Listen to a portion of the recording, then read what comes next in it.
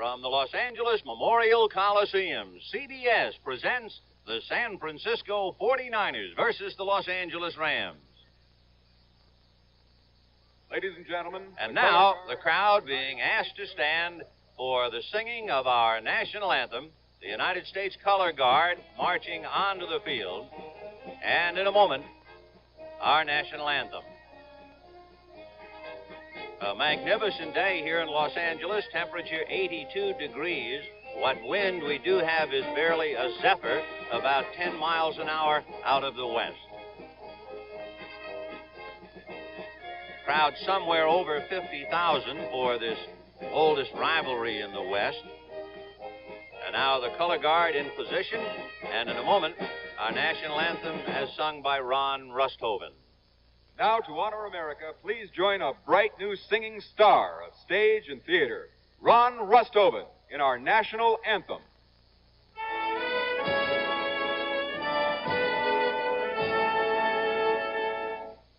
Oh, say, can you see by the dawn's early light what so proudly we hailed at the twilight's last gleaming, whose broad stripes and bright stars through the perilous fight o'er the ramparts we watched were so gallantly streaming, and the rocket's red glare, the bombs bursting in air, gave proof through the night that our flag was still there. Oh, say does that star-spangled banner yet wave o'er the lands of the free and the home of the brave?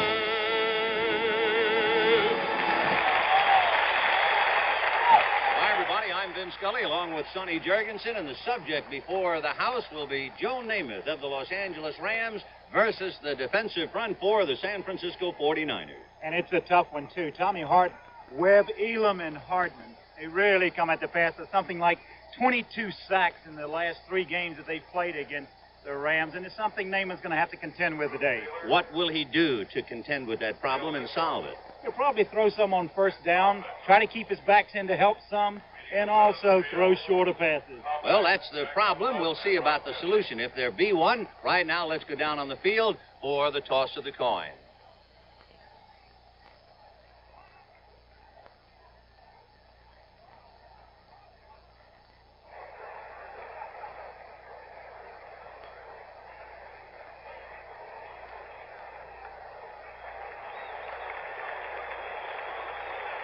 So, as you have seen, the toss of the coin, and the Rams have won and elected to receive.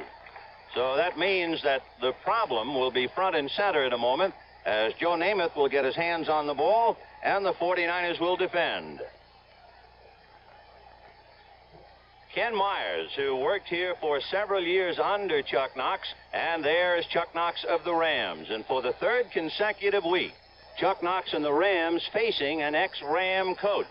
They opened up against Atlanta, Lehman Bennett, then last week Philadelphia Dick Vermeil, and this time Ken Myers and the San Francisco 49ers.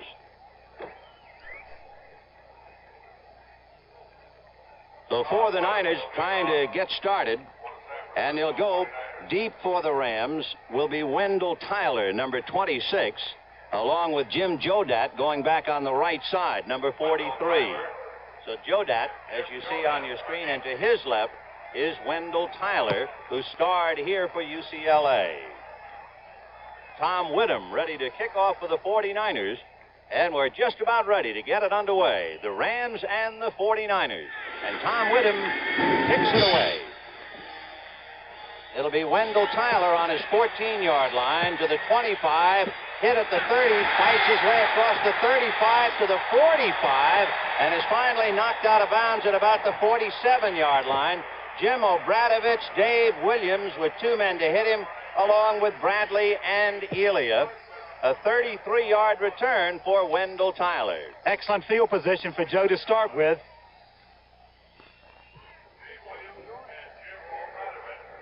Well, we take a look at the Rams now with Joe Namath. Going right is Ron Jesse. The tight end is Terry Nelson on the right side. Harold Jackson split left. And the backs are Lawrence McCutcheon and John Capoletti at fullback. First and 10 from the Ram 49. John Capoletti stacked up immediately for no gain. And it would appear that Tommy Hart got the first lick in for the front four. And the Rams going right at them, son. Right straight up the middle. And that's what I think everybody in the stadium here would have called that play, because that's something the Rams have always started with, that little straight-ahead running play. The defense for the 49ers in the big four: Tommy Hart, Jimmy Webb, Cleveland Elam, and Cedric Hartman. And the Rams have broken the huddle with Harper, Vanderbunt, and Washington, the linebackers. Namath calling it second and almost 10 again. With the back split and they both go out, Namath on his own, and down the middle across the 35-yard line, hit very hard at the 32-yard line by Skip Vanderbunt. And Vanderbunt hitting his man hard, but they picked up the complete pass to Ron Jesse. 19-yard pass to Ron Jesse. Take another look. He gets good pass protection here. It keeps his back end to help, and you see them working. Hardman working there. France did a good job on him. Good time to throw, but what a catch he makes in traffic.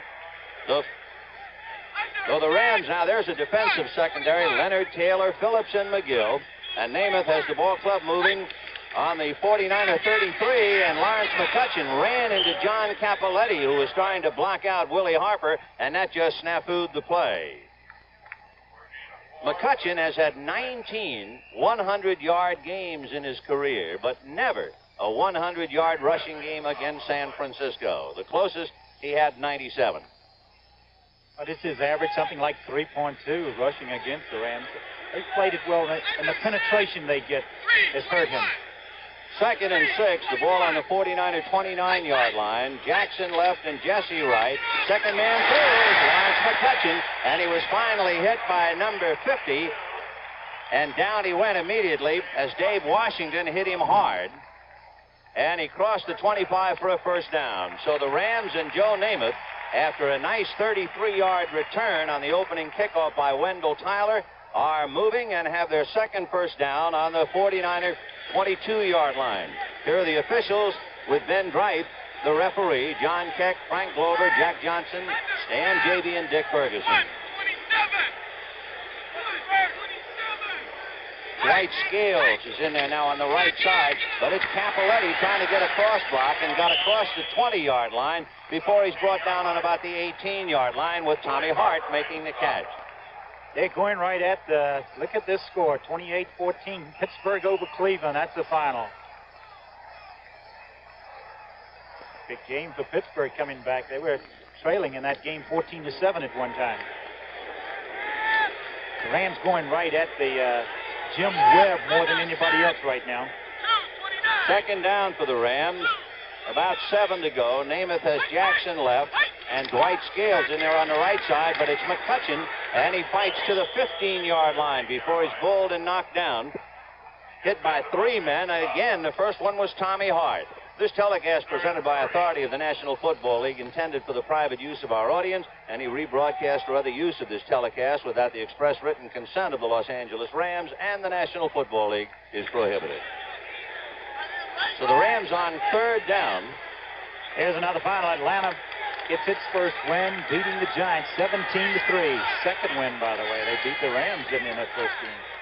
Third and 3, and Namath going to put it up. Both backs go out. He goes down the right side, intended for Terry Nelson. Mel Phillips right there with him to defend. Good coverage here on this pattern. Joe trying to be safe with the ball because he's in field goal range. He has good protection, and you see he's trying to throw a little out and up to the back. Good coverage here. A little pushing there by Mel Phillips. Detroit 17, Philadelphia 13. Raphael Septien will attempt a 32-yard field goal to try and get the Rams on the board. In fact, he can make it when they spot it by Nolan Cromwell, a 33-yard field goal.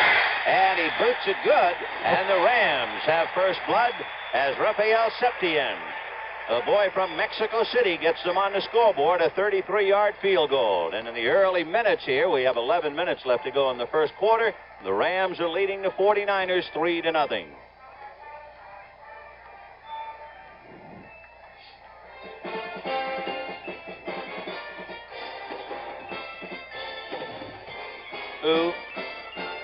Ron Jesse is reported to have an injury of the right knee and will not play anymore today.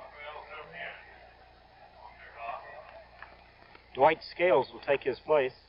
Here's Jesse sitting there.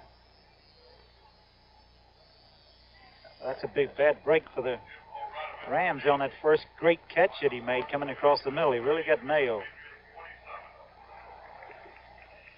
Rick Jennings, who has just picked up by the 49ers, having been cut by Tampa Bay, will be the deep man. Raphael Septien kicking it off, and Jennings has to come up and get it on his own 7-yard line. He has Dale Mitchell in front of him, and he gets just short of the 30-yard line before he's brought down by McLean, among others.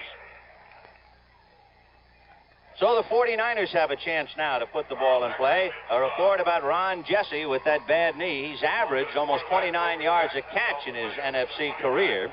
Now we'll see the 49er receivers with Washington, Lash, and Mitchell. And Jim Plunkett putting the ball in play from his own 29-yard line. Washington is left, Lash right.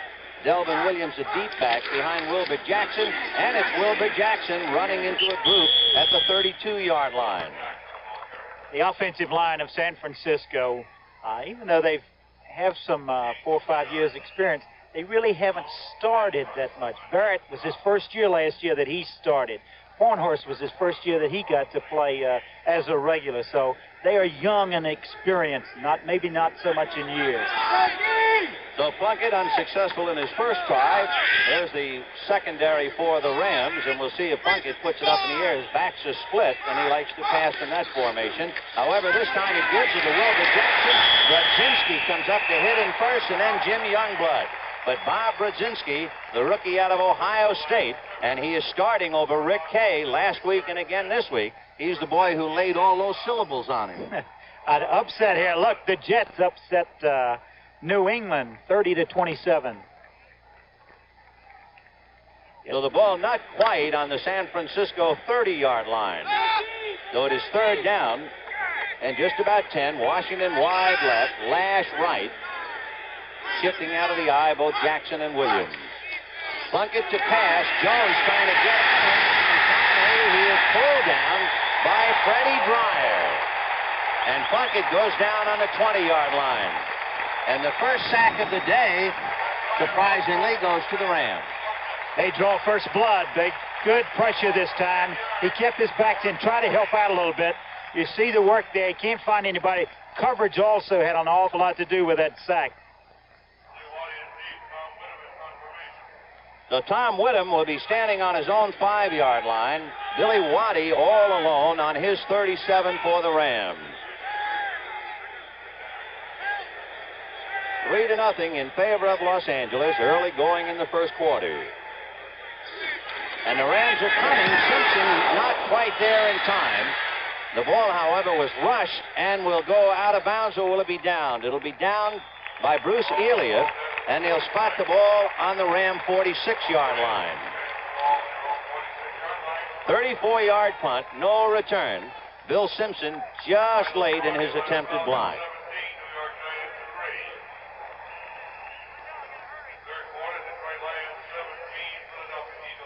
So Joe Namath, who piloted his ball club to a 33-yard field goal to get on the scoreboard, now takes over first and 10 on the Ram 46. He is without Ron Jesse, so Dwight Scales is left. Harold Jackson is right. And Namath dropped the handoff from center, and let's see. It appeared as if the Rams recovered. Rick Saul, the center, turned and tried to get on it, but the man who did was John Capoletti. Capoletti, I think he was going to get the ball, and Joe lost a handle on it going into the same hole. Capoletti just fell on it. Very smart, alert play by the big fullback. Remember, at the start of the day, the temperature 82 degrees in Los Angeles. It's at least 10 degrees or hotter than that down on the field. Scales goes right, Jackson left. Capoletti and McCutcheon are split this time. Second down. And it's McCutcheon trying to cut back at midfield. Hardiman finally had him at the knees as he fell forward to the 48-yard line of the 49ers.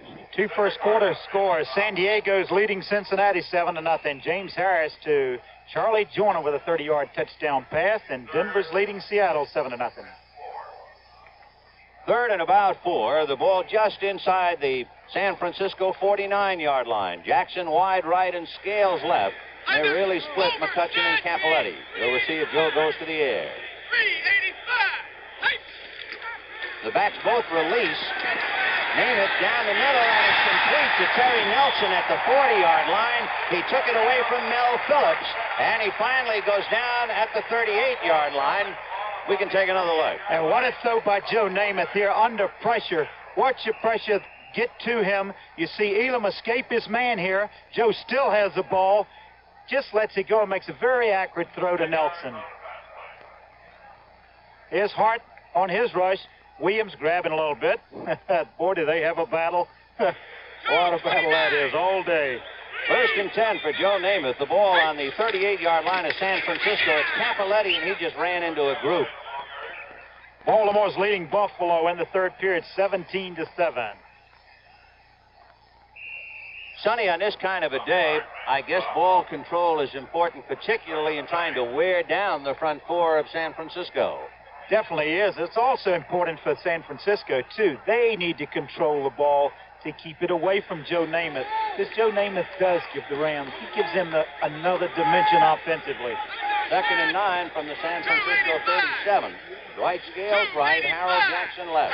Same back, Capoletti and McCutcheon. Capoletti releases, McCutcheon stays in, and the pass is caught by Dwight Scales on the 5-yard line, brought down by Ralph McGill. Dwight Scales came up with it.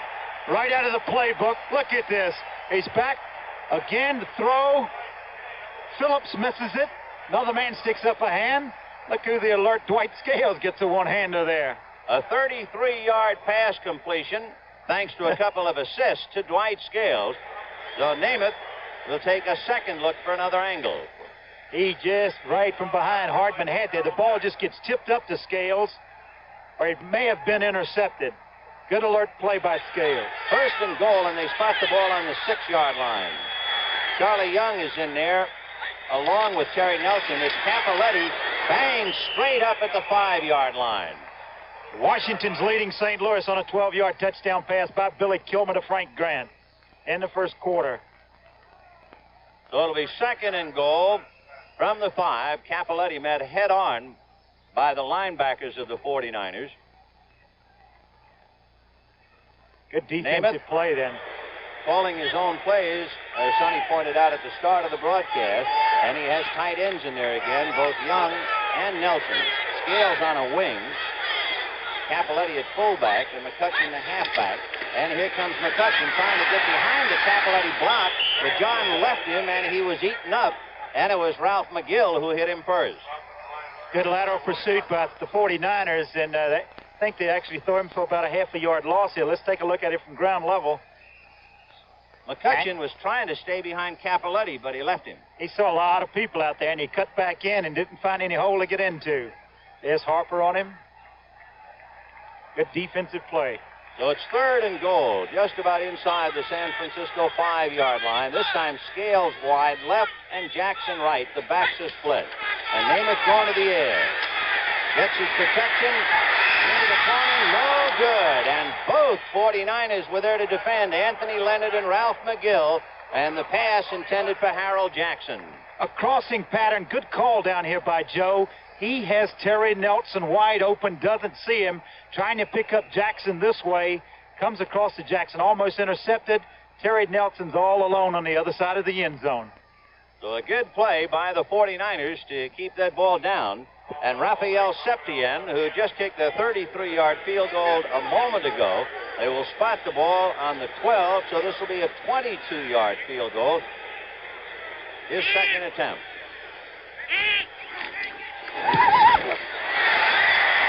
And Septien has it through, but there's a penalty flag on the play. So hold everything. We'll see if it is 6-0 Los Angeles. The 49ers, Eddie Burns begins to applaud, so I have a feeling it is against Los Angeles. Some offense infraction. Uh-oh. This could be a big one, 15 yards. Personal foul. Septien's been busy since he's been here, hasn't he? Oh, they just picked him up right at the end, and he comes in, and he's been very active, and I think he's done an excellent job for him. He is 3 out of 4 in field goals, 2 out of 3 in point after. He has kicked 3 of 6 kickoffs into the end zone, so he's making a name for himself. This makes it a little different. The personal foul against the Rams. As a defensive line coach for the 49ers, and what a nice man Floyd Peters we had there. You played with him, didn't you? Yes, I did. Jack Youngblood, evidently guilty of the infraction, so they'll have to spot the ball at the 27. Now suddenly Septien is faced with a 37-yard field goal attempt. Bobbled, and he never got it away. In fact, it's short and picked up by Taylor, and he's out to the 10, grabbed by Nolan Cromwell and dribbled out of bounds at the 14-yard line of San Francisco.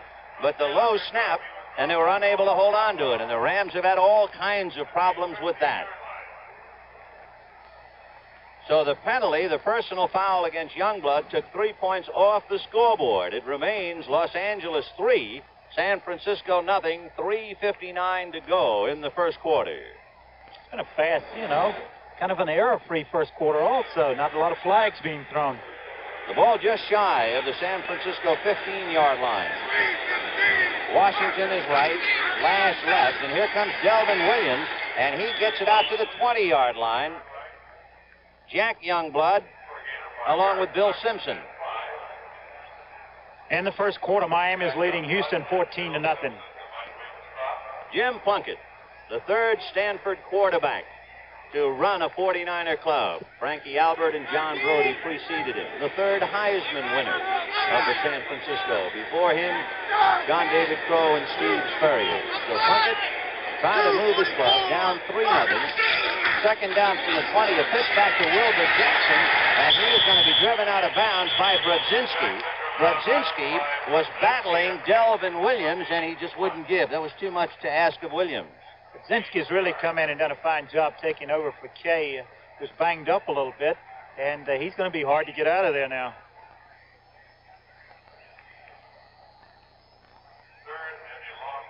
In the fourth quarter, it's Minnesota 19, Green Bay 7.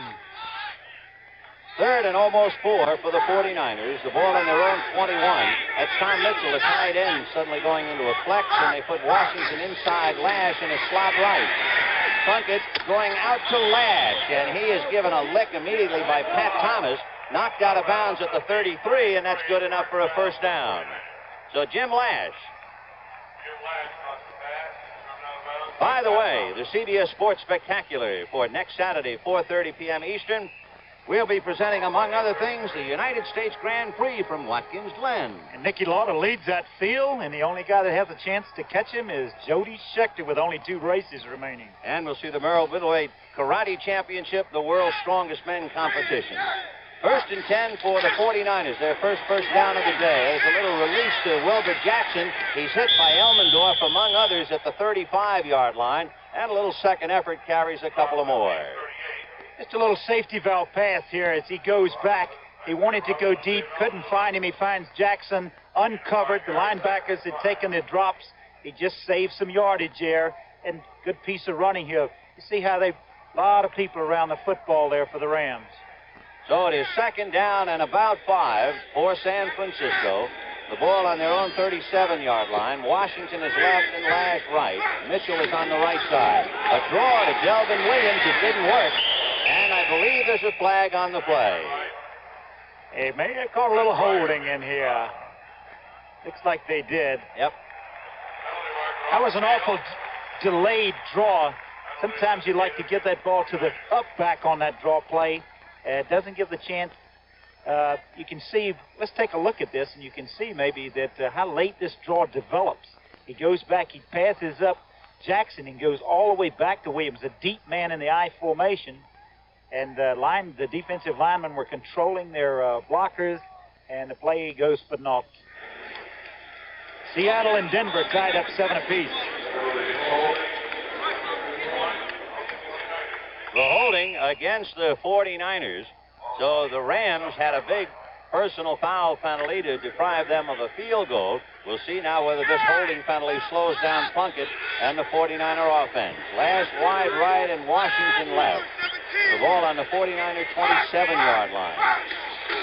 Plunkett, play action fake to Wilbur Jackson. He goes down the middle and is broken up, almost intercepted by Jim Youngblood and Bill Simpson. There was a tie. Simpson you're looking at, and we'll take another look. A lot of people around this ball here may not have got the correct read of the defense, because you see the closest people to the ball, Youngblood and Simpson, not the tight end Mitchell. Kind of forcing it a little bit. That's what happens on penalty plays. You get backed up on a penalty, the guy forced to make the big play happens to be the quarterback. So the ball on the San Francisco 27-yard line, third down, and Plunkett faced with a passing situation now. He has to pick up about 16 yards in a hurry. Both backs come out, and Plunkett has to run for his life, and he escaped the trap. Throws deep to Tom Mitchell, and he got it between 2 men at the 45-yard line. Pat Thomas was the first man to take a shot at it, and Bill Simpson came over, but Tom Mitchell, the tough tight end, was able to bring it down. A big play. What an escape and a great play by Jim Plunkett to come out of that knowing people around you and make a throw as he does to Mitchell. Big play. This is what the coaches were telling me yesterday. They said, Plunkett, I think he had an off night because that team can make you look off when you play those Pittsburgh Steelers. He made 4 or 5 real big plays last week against Miami. He comes here and starts right out making a big one again. Picked up 31 yards, 1st and 10 on the Ram 42-yard line. 3-0 Los Angeles. Play action fake to Williams, and Plunkett again to Gene Washington. To the 15, 10, and down to the Ram 6-yard line. Great reception by Gene Washington, and Plunkett is right on the money. He's 4 out of 5. Caught him in a first down play. Good call by Plunkett, coming right back, throwing on first down. This is when you don't expect to get the double coverage on Gene Washington. It's only the 4th pass that the outside receivers have caught coming into this game. They'd only caught 3. Big play, and big play by Plunkett to come back. He showed a lot of poise and a lot of confidence on that. 1st and goal on the Rams 7-yard line. Plunkett previously had completed 9 out of 12 passes to running back. So he goes to Gene Washington to set it up. Delvin Williams behind a Jackson block. There's a flag on the play. Oh, this is the kind of mistakes you don't want to make down here. Forces you back, then you have to come back and force that ball into coverage now. They're expecting you to. I want to hear this score. Listen to this thing. New Orleans 35. The Chicago Bears 10 in the 4th quarter. Unbelievable. Hank's got them going down there. A holding penalty against the 49ers, so they have to bounce back from a second tough penalty, and the penalty was against the veteran Woody Peoples, 9 years of experience, out all last year with a bad knee, and he was caught holding. So it is 1st and 17. Plunkett with Washington left. Play action fake to Delvin Williams. A little flip to Williams. He's to the 10. Chased by Gay, and he gets down to the goal line. And they're going to spot it, I believe. Now they're calling touchdown. He got in. Oh, good call again. Oh, what a piece of running and an excellent call here. Little waggle action going away from the roll. Plunkett comes back. Just a little short pass. But this is what this man does so well. Smells that goal line and gets in. Kind of bounced in, didn't he? That's his first touchdown pass of the year. The other touchdown, Plunkett made it on a rush. Tom Whittam will now try to get the 49ers their 7th point. Kenny Harrison will spot the hold. Down, the kick is up. There's a flag, however. The kick was no good, but now let's get an interpretation of the flag. Timeout for the moment. I think you're going to get another shot at it. Offside, Rams. So the 49ers have a chance again. The kick was no good, but the Rams offside, and so Whittem will have a second shot at it. Tom Whittem is 0 for 2 on point afters, but of course he hasn't had much practice this year yet. You practice during the week, don't you? Hey, I think they lined up all sides defensively that time. Pat Thomas did.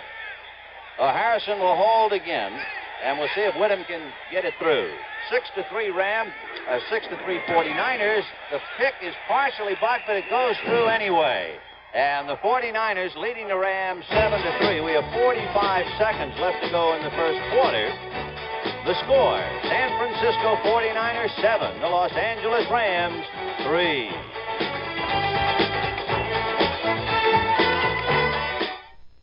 Every day you lose a little piece of yourself. More hair on the brush and less on you. This is Protein 29 Conditioning Hair Groom. It can't do anything about the hair you're losing, but Protein 29 can do something about the hair you still have. Protein 29 actually adds protein to individual hair shafts. Helps your hair look thicker, fuller, healthier, more like it used to look. The more hair you're losing, the more you need Protein 29 Conditioning Hair Groom. It takes care of the hair that's still there. When life's grind gets to you. Oh, Mustang. Mustang. Let a Mustang take you away. Mustang, an exciting way to get from where you are to where you want to be, with 4 on the floor and rack and pinion steering. Mustang. The 78 Ford Mustang 2 T-Roof convertible. Go Mustang. So beat the grind. Go Mustang. A better idea from Ford. Jack Youngblood trying to combat the 82-degree heat with a little oxygen, and the 49ers leading 7-3, kicking off down the right side.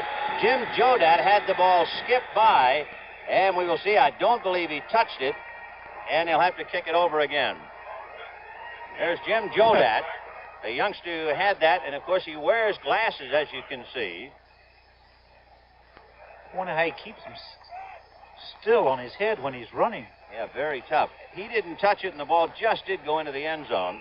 So they'll bring it out on the 20-yard line, where the Rams will put it in play with 38 seconds to go in the first quarter. And there's the 49ers scoring drive, 8 plays, and a couple of big ones by Jim Plunkett, one to Gene Washington, and the payoff play to Delvin Williams. Namath now trying to bring the Rams back.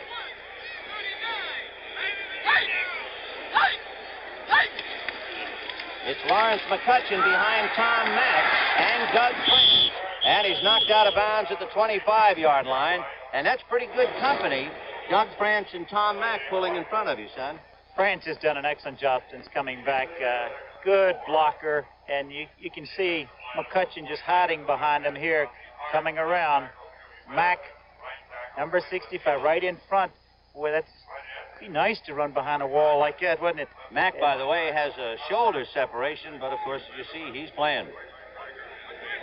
So a pickup at 6, it'll be 2nd and 4. John Capoletti sees daylight and gets out to the 34-yard line. On the top is Willie Harper. On the bottom is Ralph McGill. Again, running at Webb, they're finding of the defensive front 4, and this is not taking anything away from Jim Webb. He's probably the guy that stays at home the most. The rest of those players, Elam, Hardman, and Hart, really very active and all over the field. He's the kind of a stay-at-home type of tackle, and I think that's where they're trying to exploit offensively today. Scales left and Harold Jackson right, and there's the gun. The first quarter is history. And that's the end of the first quarter here at Los Angeles Memorial Coliseum with the score. The San Francisco 49ers 7, the Los Angeles Rams 3.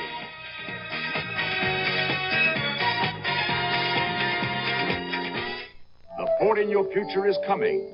The new Ford Fairmont. A new car designed for today and the years ahead. Fairmont's mileage ratings are the same as a little VW Rabbit when both are equipped with automatic transmission. Yet Fairmont has 90% of the head, leg, and shoulder room of most large cars and fine all-around visibility. This kind of room is combined with the highest mileage rating in its class. Test drive Fairmont October 7th. Fairmont, the newest, better idea from Ford. Cold night, Bob. Did you put in the Prestone antifreeze? Prestone. Who needs Prestone?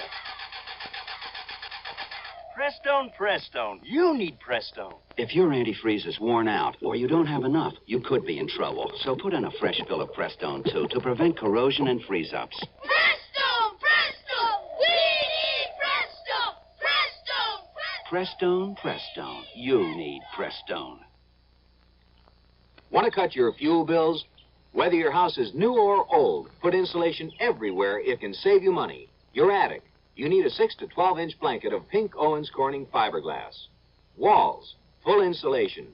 Unheated crawl space, insulate below the floor. Live where it's cold, insulate basement walls. See your Owens Corning fiberglass supplier to learn all about insulation. Insulation is cheaper than oil. So we're ready to start the second quarter here at the Los Angeles Memorial Coliseum. San Francisco leading Los Angeles 7-3. Sonny, you got some scores, huh? Yeah, a couple of first quarter scores. Miami over Houston now 21-0 in the first quarter. Denver 10, Seattle 7. In the fourth quarter, Baltimore 17, Buffalo 14, New Orleans 35, Chicago 17. Joe Namath first and 10 on the Ram 34. And it's Capoletti. Nowhere. Willie Harper came up to meet him head on. Interesting to mention a couple of numbers. Namath is 3 for 4 passing for 61 yards. Jim Plunkett is 5 for 6 for 100 yards and 1 touchdown passing. It's good to see when both quarterbacks have a good feel for the throwing that day when you see a game like this, because both of them are throwing the ball accurately and picking out the receivers well. Second and a long 8 on the 36. Play action fake to Capoletti, and Namath throws behind Lawrence McCutcheon. Willie Harper was defending. There was no chance on the play. Joe did a pretty smart thing, and I think he threw that ball away because Harper had excellent coverage on McCutcheon. If he tries to get it to him, he's going to have it intercepted. He threw it low and behind him. In the last 2 regular meetings, plus an exhibition between these two clubs, the 49ers have had 22 sacks. James Harris 10 times, Hayden 5. And in the exhibition this year, they got Namath 5 times and Hayden twice. Mike Burns comes in now. They take out Vanderbunt in the nickel defense. The 49ers looking pass. And that's what they're going to get from Namath. And he's over the middle, intended for Terry Nelson. No good. And Ralph McGill is right there. The same Ralph McGill who was taken off the field by ambulance last week with a neck sprain, and he's right back in there, and there's a flag on the play. Yes, they caught him for holding, but I think they're going to refuse a penalty, but bring up the 4th down. They'll have to kick it away. Yes, he had a good shot at picking that thing off that time. The ball was out in front of McCutcheon, and if he gets it, he could still be running. So Glenn Walker, a rookie who went to SC, so he is accustomed to punting here at the Coliseum. Kicking from his own 23-yard line. Gets his block and gets it away. Oh, does he ever? All alone is Rick Jennings, who takes it at the 8, but he's only all alone for a minute. A 46-yard punt and maybe a yard return. Boy, he got all of that one. So with 14 minutes and 5 seconds left to go in the second quarter, San Francisco 49ers 7, the Rams 3.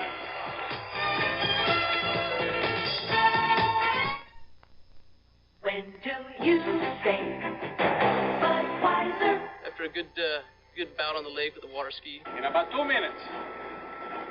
And that's about, what, 120 seconds? When do you say Budweiser? When I'm fishing and when I finish fishing. Right after I finish painting this van. Whatever I can. On a hot day like today. Before I go to bed. When you say Budweiser, Budweiser. You said it all. is the #1 investment firm in the East? Who is the #1 investment firm in the Midwest? Who is the #1 investment firm in the South? Who is the #1 investment firm in the West? You know who. Merrill Lynch. All around America, more investors turn to Merrill Lynch than any other investment firm. Sure, there are lots of investment firms, but there's only one Merrill Lynch. 1st and 10 from the 49er 10-yard line. Plunkett has Gene Washington wide right and Jim Lash left. Mitchell, the tight end, on the left side. Wilbur Jackson backs across the 10 to about the 12-yard line. Jack Youngblood among others on the hit. Last time the 49ers got the ball, they started on their own 15, and this time they start back on the 10. So that was an excellent drive they had the last time they had the ball. It'll be 2nd and 8 on the 12. Look at Freddie Dryer. Got by one man, going by another. I think you expend a lot of energy up here each play. 2nd and 8 from the 12. The 49ers out of the eye. Williams the deep back. And he's going to be the second man. He ran right by Jack Youngblood. Youngblood looking at his hands as if to say, where did he go? And Dave Elmendorf finally had to come up and hit him, but Youngblood beside himself. Have another final. Minnesota beat Green Bay 19-7. So they mark the ball on the 16-yard line. Now make it 3rd and 4 for the 49ers. Jim Plunkett and the 49ers leading the Rams 7-3. Washington left, Lash right.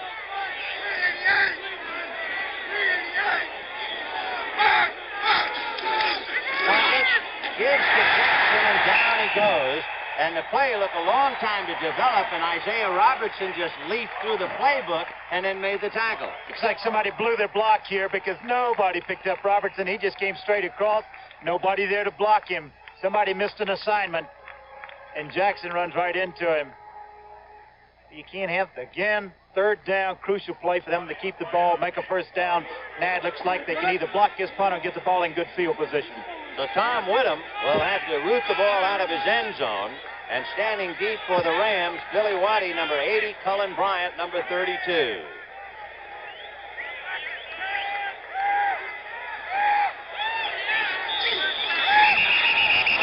That's a whistle on the play, and we'll spot the signal in a moment. Too much time, perhaps, against San Francisco. The Rams doing a lot of jumping around defensively then, trying to make the offensive people move. A lot of teams do that. Trying to get them to move, and it worked because they took a little too much time, and they got to kick a little farther back in the end zone now. The center, Randy Cross, is playing with a hip pointer. However, it is necessary for him to play, and this is a tough snap for him now.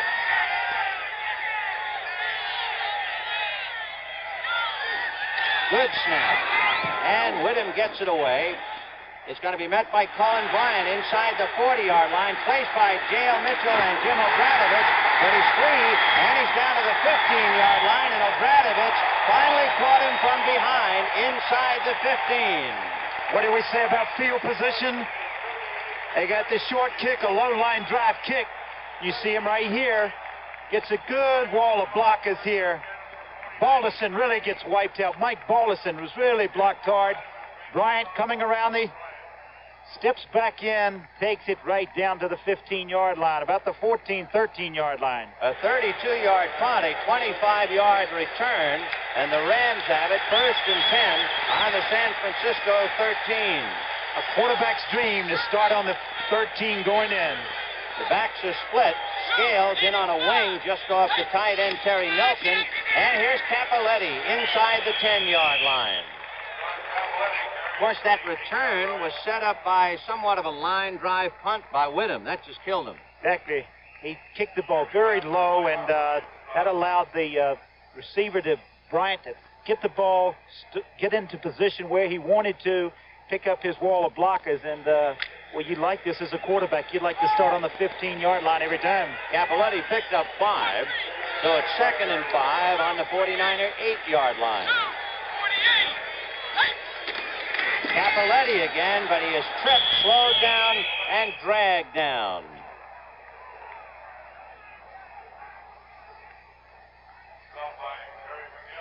San Francisco doing a good job against the run, but they've had a little trouble getting a little pass rush on Joe.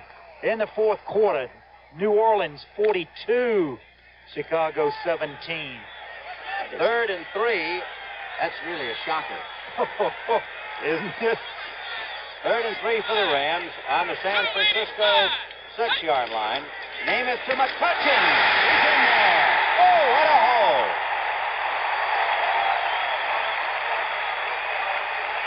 They trapped Elam. Take a look at it. Good trap by Tom Mack. And you see right there, a little quick opening trap up the middle. And was there ever a hole there? It may have anticipated pass and took an outside rush, which opens that thing up. 3rd and 3. Don't expect him to go right at the middle. Good call by Namath. So it is 9-7 Rams. Raphael Septien trying to make it 10.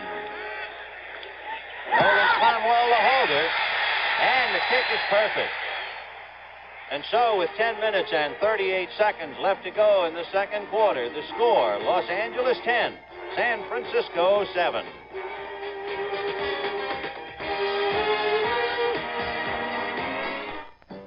You're coming in loud and clear. Must be a realistic CB radio. T&4 good buddies on U40 channel realistic. Radio Shack's got it on sale right now for only $79. I save $60. Best deal I've made all year. And realistic sure is a good brand. T&4 on that, you can depend on realistic. They've been making them for 16 years. The sale price 40-channel CB by Realistic. Only at Radio Shack. A Tandy company.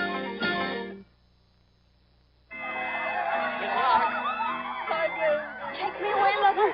I'm yours. I don't go with married women. What are you doing in our Granada? Granada? This is my Mercedes. Hold tight. In hands to my Cadillac. Cadillac, that's the Granada.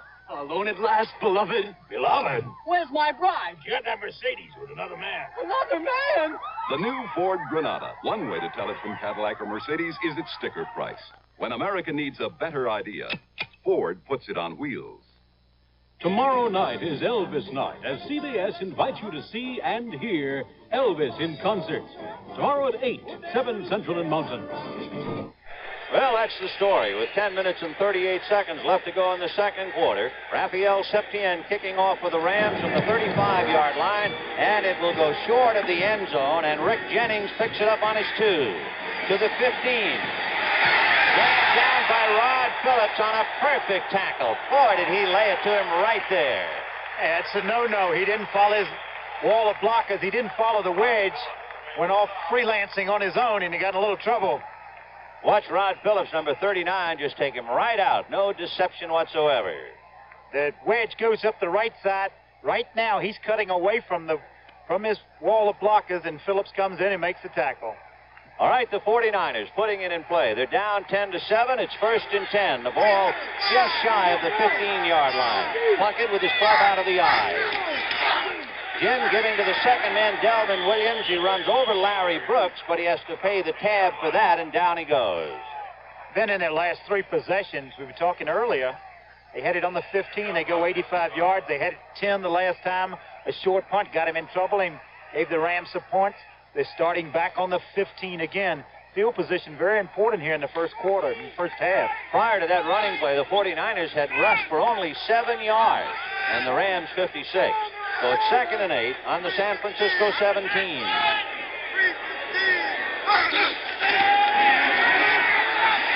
Plunkett going deep down the right side to Washington, and he's out of state. Pat Thomas there with him. I think Washington felt that he was pushed out of bounds. He'll get a lot of sympathy on that side of the field. I'm sure. I tell you, he was open. He got behind him over there, and he had some room if the ball had been thrown downfield. You see Jim going back here, looking left, coming back, picking him out, but the ball pulls him out of bounds. You can see he's already off the field. He hasn't been touched yet. The Rams take out Bob Brzezinski now to load up the defensive backs. Rod Perry comes in. He's playing with a broken thumb. 3rd and 8 from the 17. Back staying in. Plunkett running for his life and looking. Unloads, no good. There wasn't anybody really in the vicinity, but Gene Washington was trying to come over to help out. But the Rams had broken through. They went to the nickel defense, but they came with a blitz, and that's why he gets the immediate pressure. No place to go but outside and run for your life. He makes a good play by throwing the ball away. He doesn't get called for downing it, but you were right, Ben. There was nobody in 20 yards of it. And again, the pressure on Tom Whittam. Remember, he kicked that line drive punt out of the end zone, and it set up the touchdown on the 25-yard return. He has a similar problem. He has Cullen Bryant and Billy Waddy standing on their 45. And this time, Tom gets a little height to it. It's Cullen Bryant standing on the Ram 40. Dave Williams can't get him. Neither can Dale Mitchell.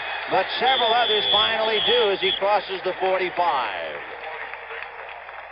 We have a final. Dallas 23, Tampa Bay 7. That's 3 in a row for the Cowboys.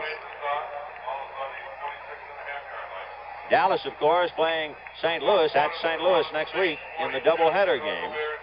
And a reminder, Saturday at 4:30 p.m. Eastern, we'll see the highlights of today's U.S. Grand Prix from Watkins Glen. There'll be the World Middleweight Full Contact Karate Championship and the World's Strongest Men Competition, all coming up next Saturday, 4:30 p.m. Eastern. 1st and 10 for the Rams on their own 46-yard line. Namath handing to McCutcheon. He's got Hara trying to block, and Hara couldn't do it. Anthony Leonard, number 42, fought off the block, and Ralph McGill finally put the seal on it. He makes good force. This is what you want from a cornerback. Coming up, playing off the blocker, stringing the play out, allowing the pursuit to come. And you can see him right there, ducking his head and just keeping McCutcheon right where he wants him, keeping him on the football field. Makes a good play. Well, a good play by Anthony Leonard. That makes it 2nd and 8 for the Rams on their own 48-yard line. It's 10-7 in favor of Los Angeles. 8:50 to go in the second quarter. Namath looking right, and that's where his man McCutcheon is at the 45-yard line, but there's a flag on the play. Not one, but two. Tom Hart and Cedric Hartman are back there, and we'll see now about the penalty. We're going to get a holding call. We got to have a holding call here. Hart went around his man, and Williams just stuck out an arm and grabbed him.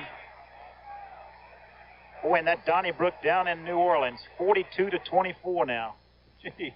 Chicago must have been crushed after last week's game, and they just don't have it. Tough to come back. Yeah, it is. And they've lost Chambers, too. That hurts them. Offensive holding 75, offensive holding 60. What number, John? Offensive holding against John Williams and also Dennis Hara, I believe, both holding at the same time. So that's back on the Ram 38-yard line. It'll make it 2nd and 18. Jackson wide left. Scales is on a wing outside Terry Nelson, the tight end.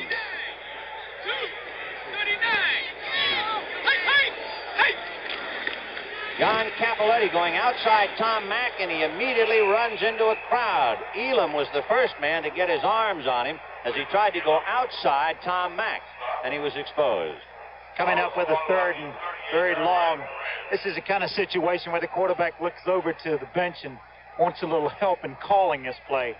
And I can recall turning to the bench and looking at Lombardi.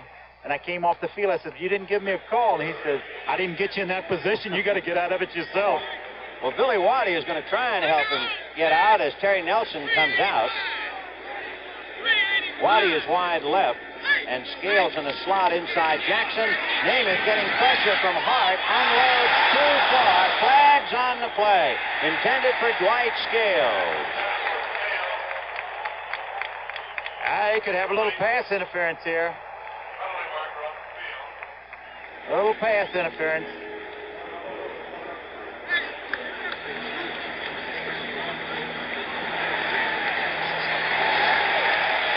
Two calls, yeah. Looks that way.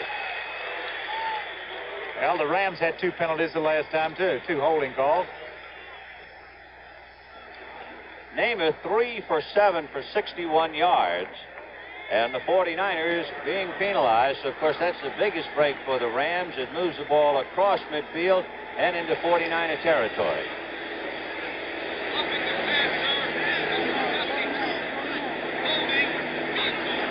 There was roughing the passer charged against Cleveland Elam, and there was also holding. That's a compound fracture, Sonny.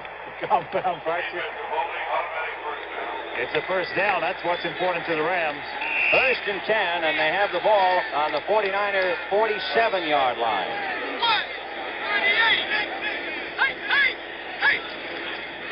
It's John Capoletti across the 45. Nothing really fancy, trying to follow a John Williams block, and Willie Harper wasn't too fancy. He just came up and knocked him down. When Dennis Harris really did a job that time on Webb. Good block against Webb then. The ball on the 42-yard line, so a pickup of about 5.5, so make it 2nd and a long 4. 10-7 Rams. Namath at the control, 7:23 to go in the 2nd quarter. Namath got out of the trap, and down he goes at the 35-yard line. He had one eyeball look at Skip Vanderbunt, and Vanderbunt would have tried to knock him in the stands, and Joe went dive, dive, dive. And the people love it. Take a look at it. Going back. I can't believe this. Namath the Scrambler. Look, is that graceful? And Vanderbilt saying, why didn't you stand on your feet for just one more second? What does he get for the degree of difficulty? Well, Joe is alive and well and living in Los Angeles. 1st and 10 on the San Francisco 35-yard line. And this time it's McCutcheon looking for daylight, and he gets to about the 32, and they bend him every which way. Here's an example of where Coach may have sent in a pass play. If talking about calling the plays from the bench, he may have sent in a pass play, but the quarterback, I know Namath is winded from that run because he's used to swimming. He's not used to running, right? What about your running game? I can tell you a funny story about getting knocked through a pile of people, and we get a chance, I'll tell you. Okay. 2nd down. The ball on the San Francisco 31. It's Capoletti, wrapped up and got away from Hart, but in wiggling, he was hit from the side by Harper and McGill. A little second effort by Capoletti. He has carried 11 times for 31 yards. We're playing the Colts one day, and I dart back through on the 33-yard line. You dart back? Dart. Well, it was just... You picked that right up. Oh, right away. Funny enough. We'll get to your dart in a moment, but it's 3rd and 4 from the 29.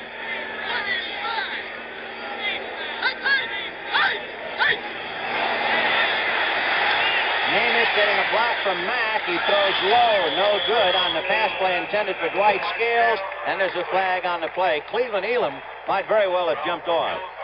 He changed the count on him in that unrhythmic cadence that they have. He went to a longer count. They anticipated it, and he pulled him offside.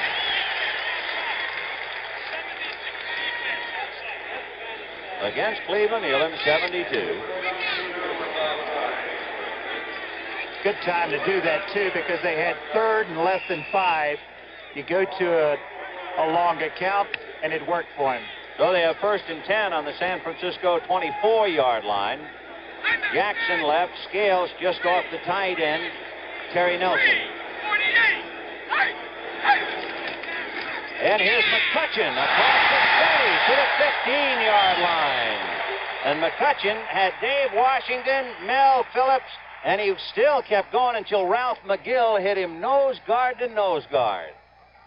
Working right up the middle again. He may be trying to take advantage of Vanderbunt a little bit, too, because of his inexperience playing the middle linebacker position. Here you see it from the end zone. Oh, what good blocking at the point of attack there. And you see a diving tackle coming back in. Good hustle. 2nd and about 1. And it's Capoletti. And a flag on the play. Willie Harper hit him. And Ed Gallagher had him at the ankles. Flag down. New Orleans 42, Chicago 24. That's the final. Rams' next opponent, huh? The Bears. And now this word from Hank Strand. It'll be smarting. 25-yard line. Namath trying to get his club on the board, leading 10-7. Joe looking right, and then down the middle to McCutcheon. McCutcheon inside the 15-yard line. Falls to about the 13-yard line. Willie Harper and Skip Vanderbund combining to make the tackle. Excellent pattern, a good possession-type pass. McCutcheon comes out, makes a little outside move. You see Joe reload, and it's because McCutcheon went back inside on him. So it's 1st and 10. The ball just inside the San Francisco 14-yard line. Namath is 4 for 8 and 72 yards. And he bumps into Capoletti, and now John has to pay for it. So did you get hit that way by one of your own backs once in a while, Sonny? They would have run right straight over me in that situation. You know, and he actually picks up a couple of yards on it. Look at this. It's just a mix-up, and where do I go from here? Don't run over me. Find somebody else to run over. So they actually gain 2 yards on the play. Make it 2nd and 8. The ball on the 11-yard line of San Francisco. 3:24 in the second quarter, and the Rams leading 10-7. Scales right, Jackson left. McCutcheon, the deep man inside the 5, down to the 2-yard line. Dave Washington has him by the shoulders. Ralph McGill had him by the ankles. And again, the same place they've been working, straight up the middle. Really getting some good blocking there. Tom Mack. So it'll be 1st and goal, and they'll spot the ball on about the San Francisco 3-yard line, and they bring in the heavyweights now. Terry Nelson on one side, Charlie Young on the other, along with Dwight Scales. McCutcheon behind a Capoletti block, but he couldn't get to the zone. Mel Phillips taking a lick from Dwight Scales, where there was Phillips and McGill. Looked like he had a little opening here to begin with. Couldn't quite get in. So it is 2nd and goal. The ball on the San Francisco 1-yard line. 10-7 in favor of Los Angeles. 2 minutes and 19 seconds to go in the second quarter. Still the 2 tight ends, Nelson and Young, along with Scales, and time called by Los Angeles. Joe Namath with 2 minutes and 10 seconds to go. He had 10 seconds before the 2-minute warning, Sonny. This gives us a chance. Let's get back to your dart. I'll change that from dart to waltz. Okay, what happened? We're playing against the Baltimore Colts, and go back to throw. Couldn't find anybody, and I found a big opening on the left-hand side. It was in Washington. I start back through the hole, and very slowly, waiting for someone to knock my head off, I kept moving down the field. I see the 2 people closing in on me, and the linebackers coming to get me. And all of a sudden, just as I get down close to about the 15-yard line, I know I'm going to get wiped out, and I go into the 2 defensive backs, and Dennis Golbatz, the middle linebacker, hits me in the fanny, knocks me through the 2 people trying to tackle me. I come out staggering on the other side and go 15 yards untouched, a 33-yard run, the longest run from scrimmage all year for us. No wonder you are the one and only number 9 in Washington. They had to get the respirator to get me back to the bench. Well, if you weren't with us, the reason Sonny is telling us it was because of Joe Namath, who actually ran with the ball today for a couple of yards and then hit the dirt to escape Skip Vanderbund. Namath picked up 7 yards, and they'll send that to the Hall of Fame. Let's see if he'll take it in. You think he'll call his own play here? I doubt it. 2nd and 1 from the San Francisco 1. McCutcheon and Capoletti. Capoletti, touchdown. John Capoletti bangs it over. So the Heisman Trophy winner of 1973 rushes for a touchdown from 1 yard out. Right over the top. Right over the top and gets it in. Good drive by the Rams. And, of course, again, a lot of it, besides running up that middle, good passing, good play calling. Joe Namath. Now, Raphael Septian from Mexico City went to school at Southwest Louisiana. The Rams heard about him from Billy Cannon. And it is paying off. The little guy is right on the money again. And so, with 2 minutes and 7 seconds left to go in the second quarter, Rams 17, San Francisco 7.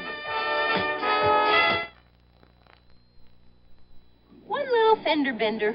And I'll probably lose half a day chasing down estimates. You don't have to chase estimates with Allstate. I don't? Not with Allstate's drive-in claim centers. We take care of the estimate, and we can settle up on the spot. Just a couple more minutes. Allstate has hundreds of drive-in locations, so you don't have to chase estimates. What a difference. When it takes being different to be better, Why? Allstate will do it. That's a promise from us. The good hands people. Inside this new Firestone radial tire is an improved steel cord with 5 million miles of developmental testing. Where once we used 5 strands, we now use 10 strands of steel. 7 around 2, wrapped by 1. A cord construction so important, Firestone named the tire for it. 7, 2, 1. The new steel-belted radial 721. Now, from Firestone. What is that stuff? Haze. Flown in especially for this game and telecast to discourage permanent visitors. Septien gets his foot into this one. Jennings in the end zone, and Rick's going to run it out. To the 15, 20, bumps into his own man, and is bombed down by Eckern. Carl Eckern really nailed him. There have been a couple of big hits, the other one by Rod Phillips on kickoff. Take another look. Rick Jennings. He's getting up very slowly. Look at him. He's still down. He really took a hit because he was spinning. Watch him as he spins on this run, trying to avoid being tackled. He comes up the right side, follows his wedge well this time. Maybe that's the reason he didn't follow the wedge last time. Well, we've got the 2-minute warning, and the Rams are leading the 49ers 17-7.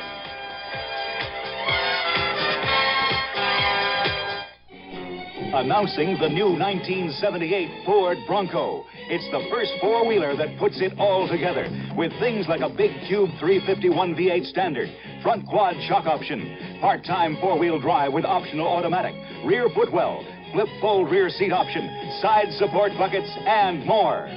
The all-new Bronco. It's the total four-wheeler.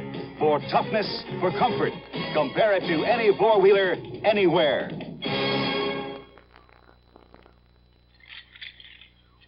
Are you still chained to? Gotcha! The rechargeable Norelco rotary razor lets you walk away, free from nicks and cuts. Its 36 surgical steel rotary razor blades are safely protected inside 3 floating heads to give you a comfortable shave that's razor close, razor smooth, for up to 3 weeks on a single charge. The rechargeable Norelco rotary razor. It lets you walk away from gotcha. With 1 minute and 58 seconds left to go to the half, the Rams leading the 49ers 17-7, and Jim Plunkett's crew in possession of the ball, 1st and 10 on their own 22-yard line. Jim Plunkett so far 5 for 8 and 100 yards with 1 touchdown, a beauty to Delvin Williams after a big setup on a big pass to Gene Washington. So we'll see now what Plunkett can do with 1:58 to go to the half. He has Gene Washington left, Jim Lash right. And he releases to Wilbur Jackson behind a screen with Peebles out in front. And he gets across the 25 to about the 28. Woody Peebles was trying to set up a screen, and Dave Elmendorf got through.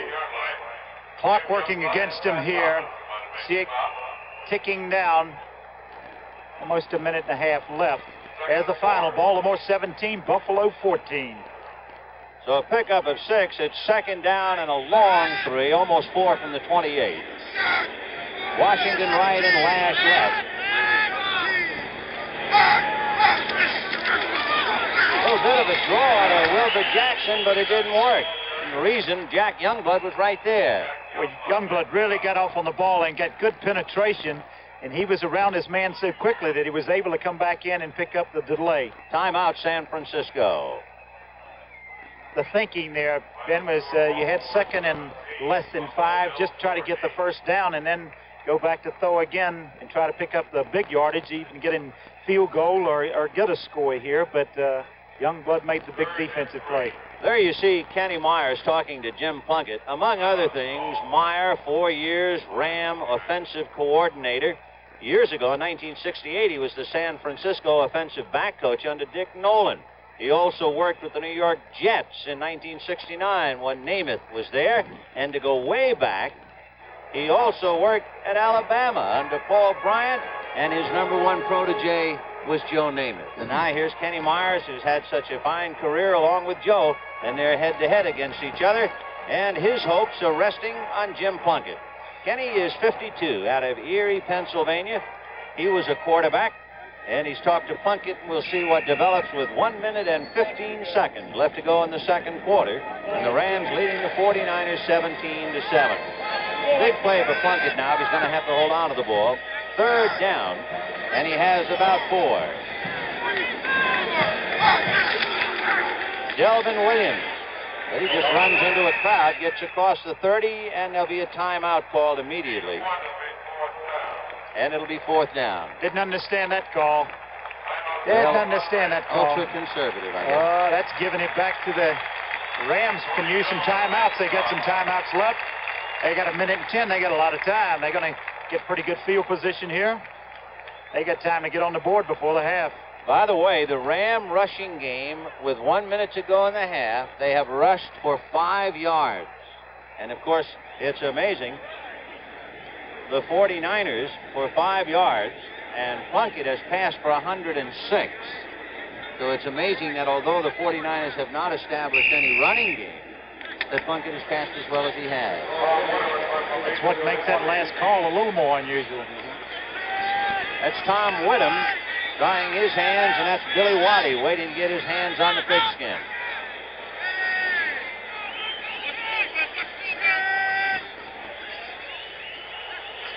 The Rams trying to confuse the 49ers, almost got away. The end-over-end kick across the 35. Waddy has it and spins across the 40 and goes down on about the 43. Those Ram linemen jumping up the way they did, that's really got to upset some young ball players. It really does. That's one reason the punting teams are standing up now instead of going down in the three-point stance, because you can't move from that three-point stance in the punting position, and that's what they do. They try to make you move by all that movement. They came very close to blocking that one, forced another bad punt out of Whittam. So the Rams take over 1st and 10 on their own 43-yard line. They have a minute left to go in the second quarter, and the Rams are leading 17-7. And Namath is going for money, and he is sacked. Cedric Hardman hit him immediately, and that's the first Hardman sack of the day. He came in here with over 88 sacks in his career. Joe going back here, he goes with a 5-man pattern, which really cuts down on your protection, and that's why he gets hit. Oh, you know, this is the worst place to get it, too, because you don't have any eyes back there. When the man comes from behind you, you kind of sense that he's back there, but boy, when he gets over your shoulder, that's where you dislike it the most. There's Cedric Hardman picking up the sack. 49ers sacked Namath 5 times in the exhibition series.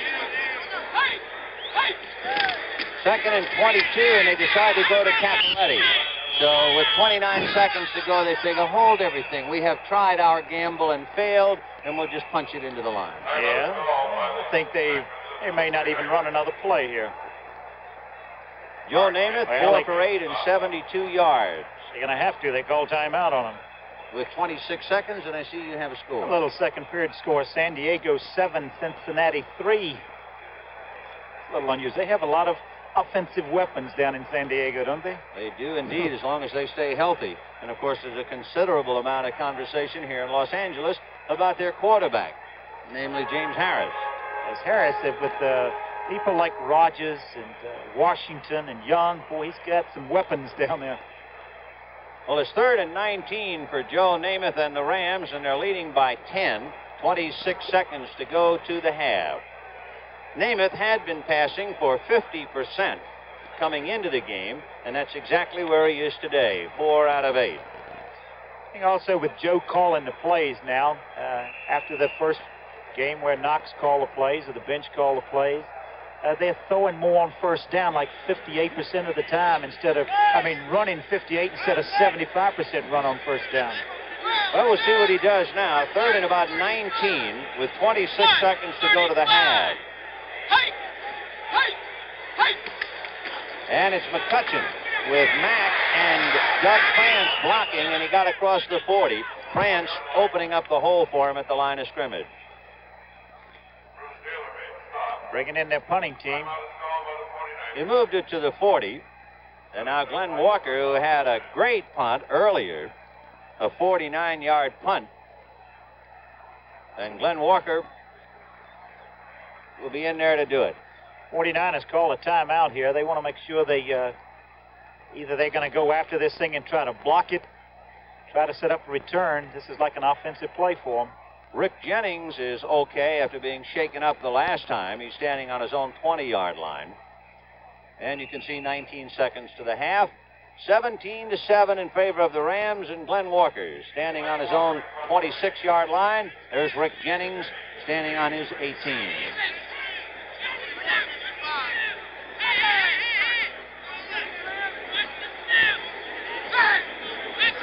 And they're coming. Lewis trying to get close. What a kick. Jennings at the 15, and is dropped immediately by Pat Thomas, number 27. So little Pat went flying down to administer the hit, a 45-yard punt, and no return. We had excellent hang time on that. The number of seconds that ball stays up in the air, he had to go about 4.7 on that.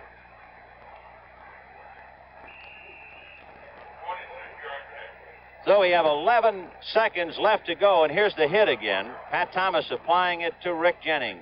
He didn't get a chance to take a step, did he? He's taken some nasty whacks. He was cut by Tampa Bay, picked up for his speed, but he hasn't had a chance to use it. Plunkett with 11 seconds, and it's Delvin Williams. Jack Youngblood, a high grab up around the neck to spin him back in where the rest of the blue could get him. And the seconds have run out. It's halftime here at the Los Angeles Coliseum. The Rams are leading the 49ers 17-7. The 49ers have won 2 of the last 3 meetings. In fact, the 49ers in the last 10 years have beaten the Rams 4 times, and all 4 times here at the Coliseum. Overall, however, the Rams hold 33-19, and there were 2 ties. Yeah, the game started out then in the first quarter. You would think that you would, looking at it, like Plunkett was going to open up today and really come out throwing. He made the big play to Mitchell on a scramble, came right back on a first down call and hit Washington, and he had them going, and they go in and get a touchdown to take the lead, but then they get kind of conservative there in the second quarter, that I thought, because they haven't had any success running the ball. They've only got about 10 yards rushing. You really would think that, I would think at halftime they're going to say, look, we're going to have to put it up a little more. We're down now. We don't want to get way down because you don't want that defensive line to tee off on them and come, but he's going to have to put it up a little more in the second half.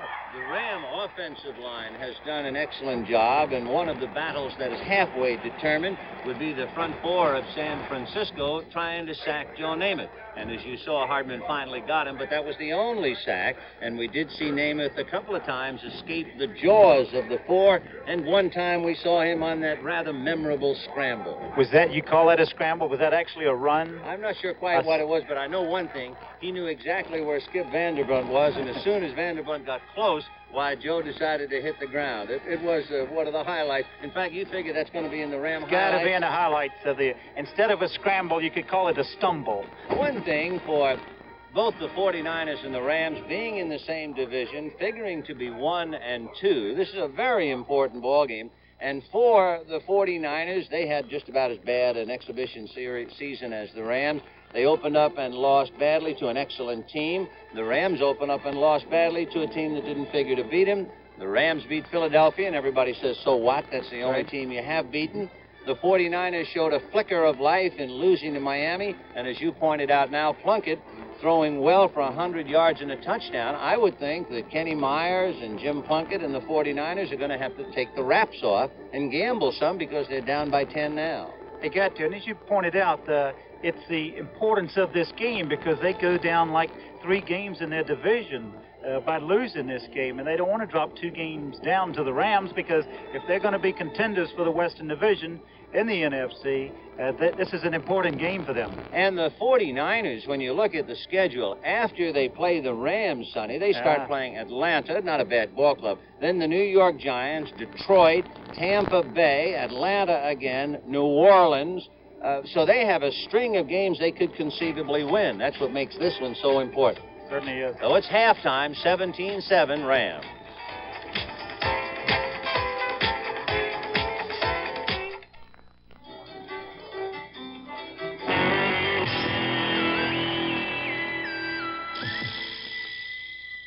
Schlitz Light. Schlitz Light beer has a third fewer calories than our other fine beer, and all the taste beer drinkers expect from Schlitz. So he always drinks? Yep, it's his beer. It's the only light beer with gusto. Oh, yeah? Schlitz Light. Beer drinkers know it took Schlitz to bring the taste to light.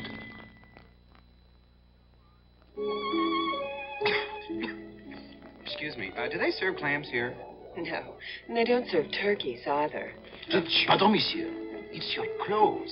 You'd look better in Hager slacks. Or a Hager sport coat and slacks.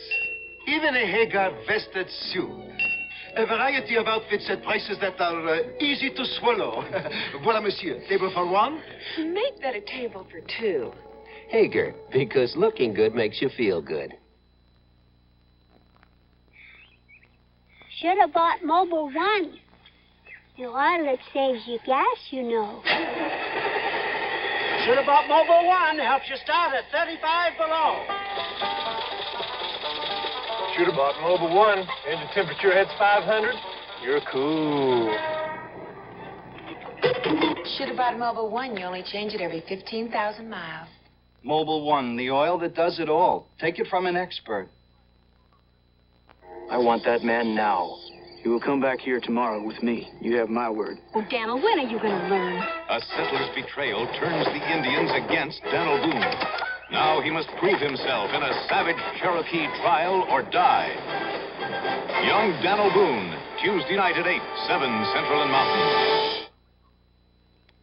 Next Saturday at 4:30 p.m. Eastern, CBS Sports Spectacular presents highlights of the U.S. Grand Prix from Watkins Glen. Live coverage of the World Middleweight Full Contact Karate Championship with Bill Superfoot Wallace defending his title against Pat Worley.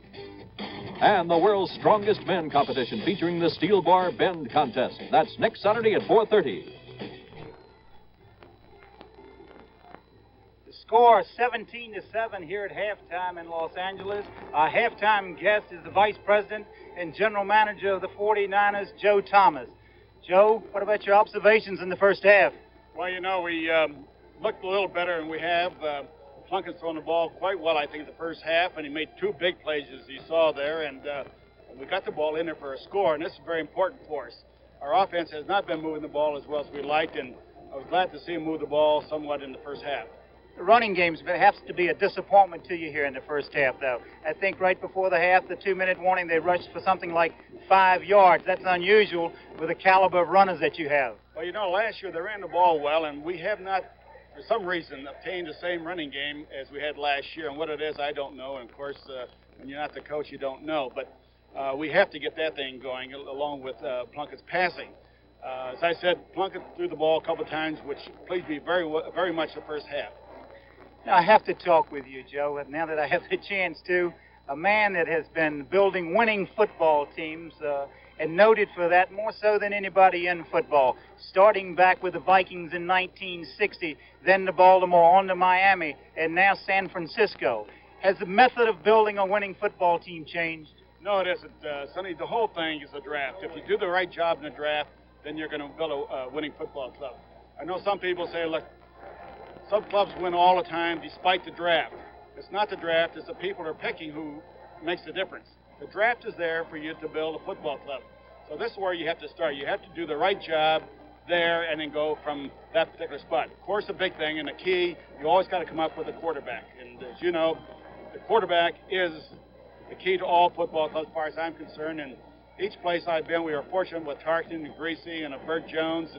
And now we hope that Plunkett can come along and do the job for us here. You know, you talk about Jim Plunkett coming. by obtaining Jim Plunkett, you lose an awful lot of draft choices when you're trying to build and rebuild through the draft, aren't you? That's right. Of course, you know, we lost 3 first rounds and a second-round pick for Jim, and that's why it's important for him to get the job done for us, and which we're looking for him to do. You know, if you do the right job, as I said before, in Baltimore, you can take an example there. We had some high picks. We got Bert Jones and a Joel Ehrman and John Dutton, Roger Carr and Cook and Barnes. These are all first and second round picks. So we built a defensive line. We have a fine receiver there, and I say we, and also the quarterback. And again, the quarterback is the key to the whole thing.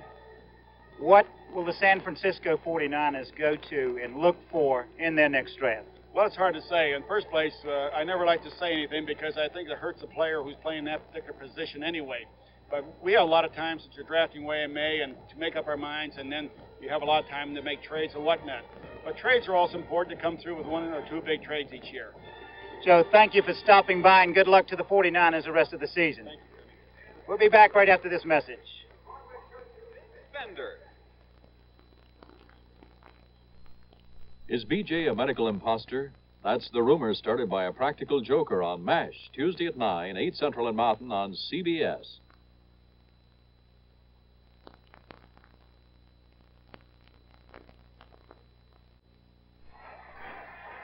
It's halftime here at the Los Angeles Memorial Coliseum in 82-degree weather, and the Los Angeles Rams leading San Francisco 17-7.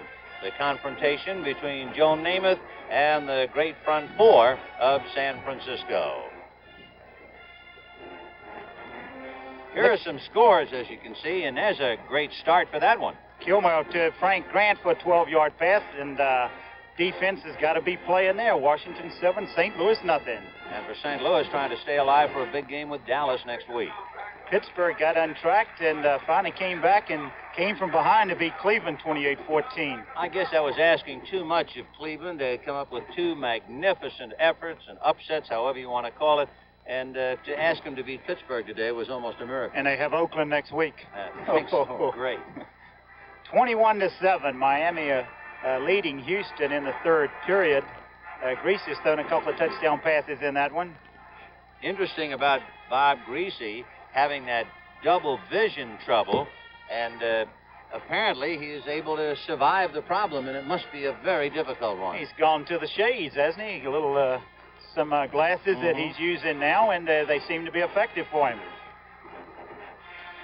Atlanta 17, New York 3, a final. Atlanta, I tell you, they've been impressive every week. Saw them last week. We did the first 2 games, and a mistake-free club. They're really playing good football, and you have to admire what the coach has done to go in there and take that club and turn it around that way. And, of course, for Atlanta to win is bad news for San Francisco because they're all in the same division, and Atlanta, having already beaten the Rams, they're hanging tough. And this, that's a shocker. Donnybrook, this was 42-24. Pardee's having some trouble stopping anybody. And, of course, Wally Chambers, their great defensive tackle, is injured. Not sure if he played today. Have no reports on that. I didn't think he was going to play. But Hank Stram, you really have to congratulate him, 42-24 over the Bears. He was saying that he had plenty of good backs and an offense. It was a question of whether his defense would hold up. And, of course, there was a battle of offense, and it held up. If you can score that many points, you don't need defense. How about this one? Well, they trailed in this game 7-0, and they come back to Minnesota, comes back to win it 19-7, and they just put it together when they have to, and they do what they have to win. What was it, 9-3 over Tampa Bay last week? That's right. I guess another unspectacular victory, but of course that's where the payoff is. Never mind the adjective. Oh, boy, this was a close one, 17-13. Philadelphia still having trouble offensively. Jaworski was out. He got hurt today, banged up a knee, could be out indefinitely, and Detroit goes on to win that one 17-13. And, of course, Philadelphia coming off a shutout here. They went down 20-0 against the Rams. So then coming back, I wonder when Jaworski was hurt how many points they had on the board. Do you remember? I'm not sure. Baltimore 17, Buffalo 14. A lot closer than a lot of people thought. Baltimore has scored a lot of points against Buffalo. Buffalo's defense must have fared down a little bit today. And there's another final, the New York Jets upsetting New England 30-27. That fits as a shocker. New England having a lot of problems internally on the team with John Hanna and Leon Gray being out. And this has been a little tough for them. And you see another final there. Dallas made it 3 in a row, 23-7 over Tampa Bay. So those are the scores that we have at halftime of the Coliseum. The Rams leading the 49ers 17-7.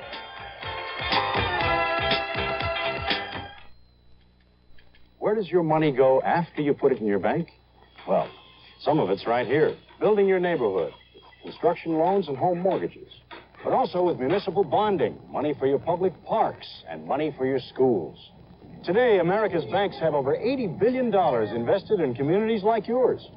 So if you believe in your community, there's no better place to put your money than your bank. America's bankers, helping you change things for the better.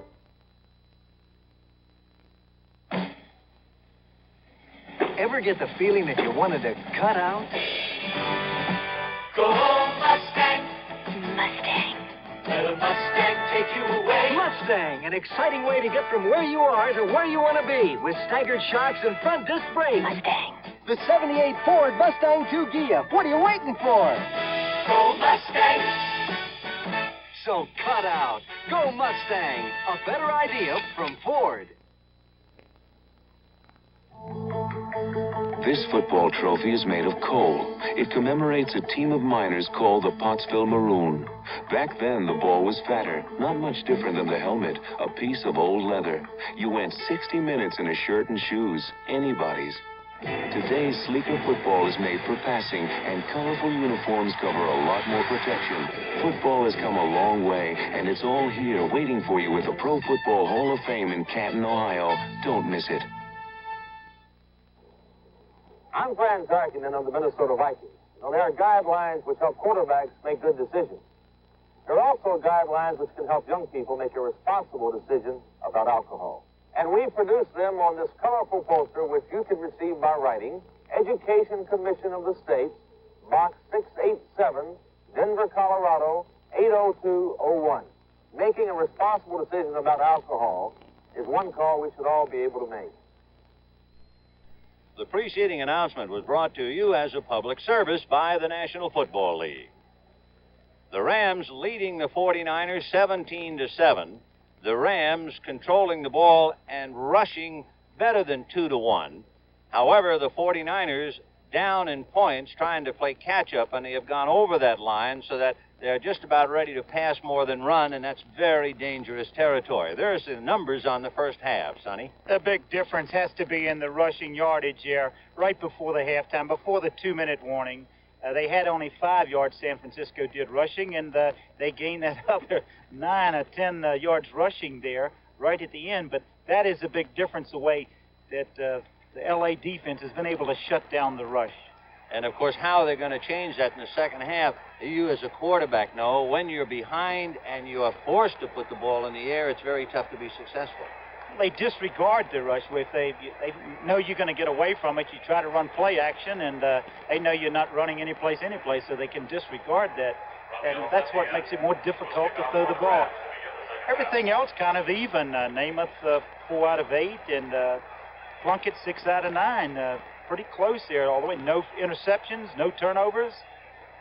For the 49ers, they could use a lift right now, and Paul Hofer going deep, number 36, up in front of him. He has Dave Williams along with Bob Farrell and Raphael Sepien ready to kick off on the 35. And here we go, the start of the third quarter, 17-7 Rams. And here comes Paul Hofer from the 1 to the 15, 20, 25, 30. To the 35, and across the 35, Rick Nuzum, one of 2 Rams to hit him, so it's a fine return by Paul Hofer. Nolan Cromwell at the bottom of the play, and that's just what they needed, some kind of a big play to get started. Little spark, and I think they're going to have to be a little more wide open, like you talked about during the halftime there. Plunkett's going to have to come out, get the ball to some of those wide receivers. 1st and 10 on the San Francisco 37-yard line. Lash is left, Washington right. Williams and Jackson behind Plunkett. And he's going to the air, 1st down. Got it to Williams. And Jackson is to the 45 and to the 40-yard line. Wilbur Jackson finally brought down by Bill Simpson. And there they go, passing on first down. First down throw. They went to their passing set. He goes back, wants to go outside. You see him looking here, comes back, and does he ever thread a needle to Jackson? Right between Elmendorf, Simpson gets it right through there. And now the good run by Jackson down. Big play. First and 10, just inside the Ram 40-yard line. Washington right and Lash left. Tom Mitchell, the tight end, on the left side. Play action fake to Delvin Williams, and then Plunkett releases to Williams. He's trying to outrun Isaiah Robertson along with Jim Youngblood, and as he tries to get away from those two, he's hit by a third, Bob Brzezinski. Another little play action first down from the I formation this time. Kind of rolling, just hits a little check down. That's the one he used in the first quarter, a check down, this time off of a different formation. Williams ran it in the last time he hit him with this. Didn't have a lot of running room this time. Good play call. Second and 5, the ball inside the Ram 35-yard line. Lash left, Washington right, so the same formation. Backs out of the I. And Plunkett, a quick out to Washington, and down he goes inside the 30. And Pat Thomas right there on top of him. That's 3 for 3. So Gene Washington, another reception. That's his second. He had 35 yards on the first one. And Gene Washington still figures to be a most important part if there to be a 49er comeback. Usually he is double teamed, and they tell me that's one reason why they brought Rick Jennings to the club, trying to get some more speed and get one man off his back. Yes, they must feel that the speed of Jim Lash hasn't been what they expected, or maybe he's hurt or something, but they're getting so much double coverage on Gene Washington that it's affecting their passing game somewhat. They've got to put a threat on the other side to force people to honor that other side. There's Jim Plunkett. The names of Plunkett and Washington certainly went together at Stanford. When Gene Washington was in his senior year, he caught 71 Plunkett passes for 8 touchdowns. So they go together. First and 10 on the Ram 29.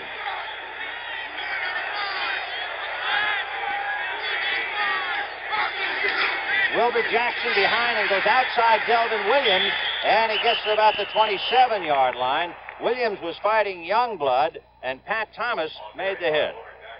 First running play for them. Other 3 plays were passes coming out here, so they have changed their philosophy a little bit here, trailing 17-7 in the third quarter. Wilbur Jackson is really a converted halfback playing at fullback, and he doesn't run as well with Williams blocking as Williams does with Jackson blocking, that's for sure. Oh, second and 8 on the 27. They picked up 2. Pitch back to Delvin Williams with Jackson in front. He takes out Elmendorf, and that springs him. A beautiful block from Wilbur Jackson, and he'll take Dave Elmendorf right out, and that gave him the extra yards.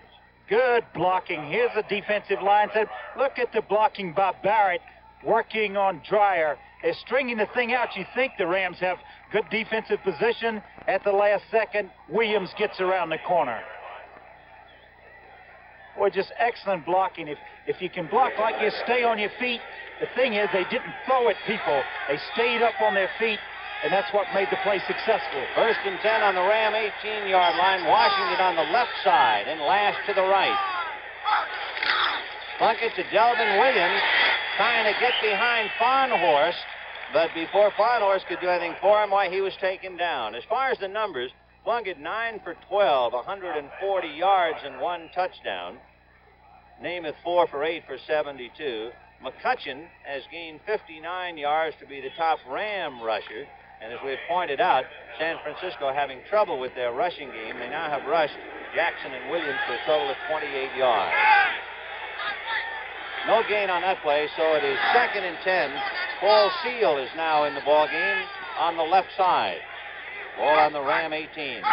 And Plunkett that time finally got the Rams to respond. Give me the way you would try, in all honesty. Give me a regular cadence and then show me how you can jump them. What you do, it's unrhythmic. Instead of saying, like if the play is on 2, you'd say 221, 221, set, hop, hop. But if you're going to go on 3 sometimes, you would say 321, 321 set. Hup, hup. And then you hesitate and then come back with a hup. And as a quarterback can control the thing. If he sees him moving, he can go hup, hup, and then hup. So it really messes up the defensive linemen's trying to time the play. Second and 5 from the 13-yard line, but they can't get that moving because the Rams kept together, and they bury him at the 15-yard line. Delvin Williams trying to get some daylight, but it wasn't there. Big Cody Jones, among others. Only fallacy in changing that count and going to an unrhythmic count like that and going to a different cadence than you usually have is at times you pull your own team off. I was going to say, Namath uses the word hike 3 times. Hike, hike, hike. And then if he starts to vary that, I could see we can get a back in motion or something. You do. The 49ers on a drive with 11:22 to go in the third quarter. Big play for Plunkett now. Looking down the right-hand side, a flip complete to Delvin Williams. And they had him on Bob Brodzinski. And the pass went over Brodzinski's head right to Delvin Williams. It'll be first and goal. Perfectly thrown ball by Jim Plunkett here. It was right. Look how he throws this ball. Watch it come down right over Brodzinski, who had good coverage. Thomas knocks him out of bounds. And an ideal set, of course, to turn a halfback loose on that rookie linebacker, too. He was in good position. Just a perfectly thrown ball. The ball on the Ram 3, first and goal. So Plunkett, trailing by 10, has a chance to get back in the ballgame. Delvin Williams, he's in there. Oh, what a misdirection. Same type of play the Rams scored on, going up the middle with a quick trap. And you watch it right here. He steps out. You see the man coming across. Lawson on the trap. Williams makes good piece of running after that. Good piece of running to get in. But when they pulled to make the trap, you thought sure the play was going the other way. So Delvin Williams breezing in, and the 49ers are very much alive at 17-13. Tom Whittam trying to make it 14 for San Francisco. It's up, and the kick is good. And so with 11 minutes and 9 seconds to go in the third quarter from the Los Angeles Memorial Coliseum, the Rams 17, the 49ers 14. I would tell another woman to go into Firestone. Ask a friend about Firestone, Firestone, Firestone. This is my car, and I think it's more or less my responsibility. And when it comes time to changing tires, I'm the one that had to take it in. Well, if someone was to ask me, what tires to get, I would tell them to get Firestone. Firestone. The Quintrix 2-color picture tube from Panasonic brings you a very lifelike picture. Because Quintrix 2 is our inline picture tube with an extra pre-focus lens that concentrates and focuses the electron beam to bring you Panasonic's sharpest picture ever. So lifelike, you may even feel you're part of the picture. Quintrix 2, one more reason Panasonic is just slightly ahead of our time. 17-14 Rams, 11 minutes and 9 seconds to go in the third quarter. Wendell Tyler standing on his own 10. Tom Whittam kicks it over his head.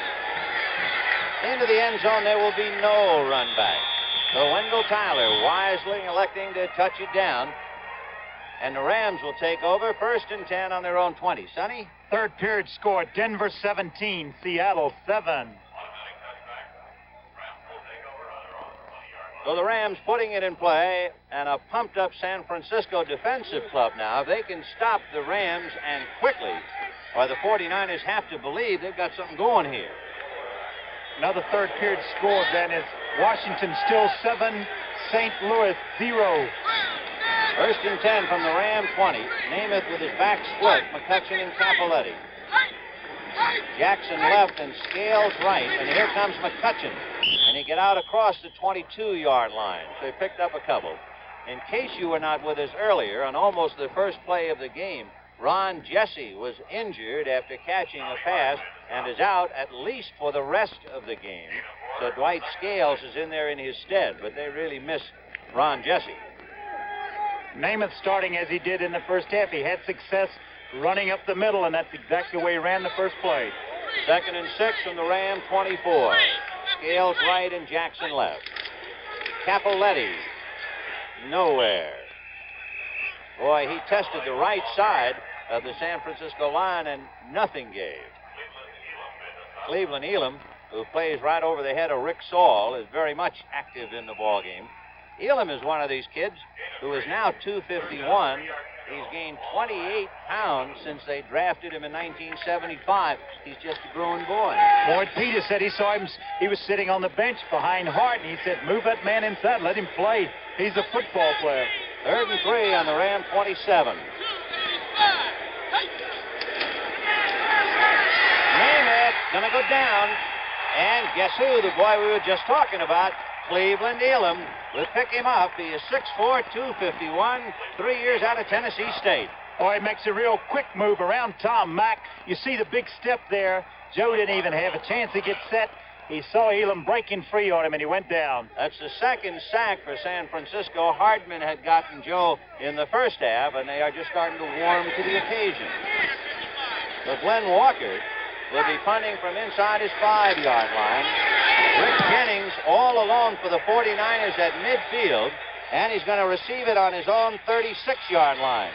To the 40, and Brzezinski nails him before he can get back to the 45.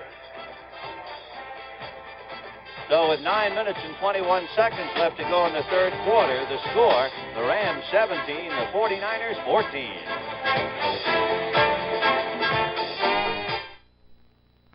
To play middle linebacker, you got to be more than tough. You got to be a mind reader, ready for anything that comes your way. And to be really great, you got to give it that extra effort.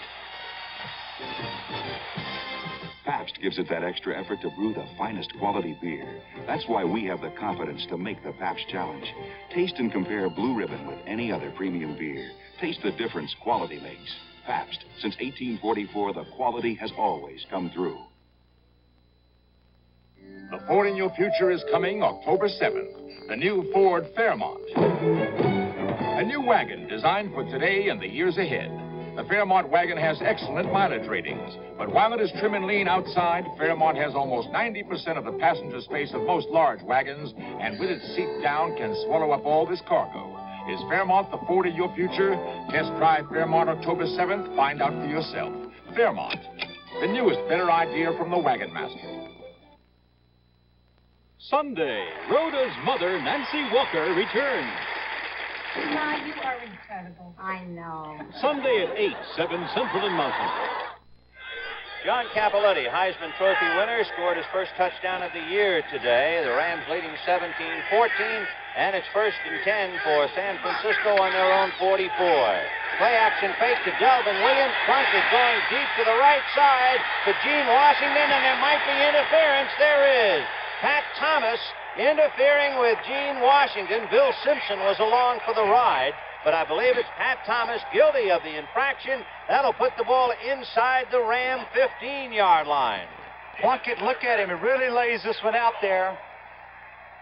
It's hard to tell. Thomas running, trying with the ball. He didn't really make an effort. He doesn't look at the ball. See if we can pick it up from this angle. You see him not making an effort to look for it. Washington leaning in, trying to get the ball. Pass interference. A 43-yard penalty is what it turns out to be. 1st and 10 on the Ram 14. And here comes San Francisco. Washington right and Lash left. Mitchell, the tight end, on the left side. Pitch back to Delvin Williams. And boy, does he pay for that. He just did get by the first shot by Dave Elmendorf. Otherwise, he would have lost a lot of yardage.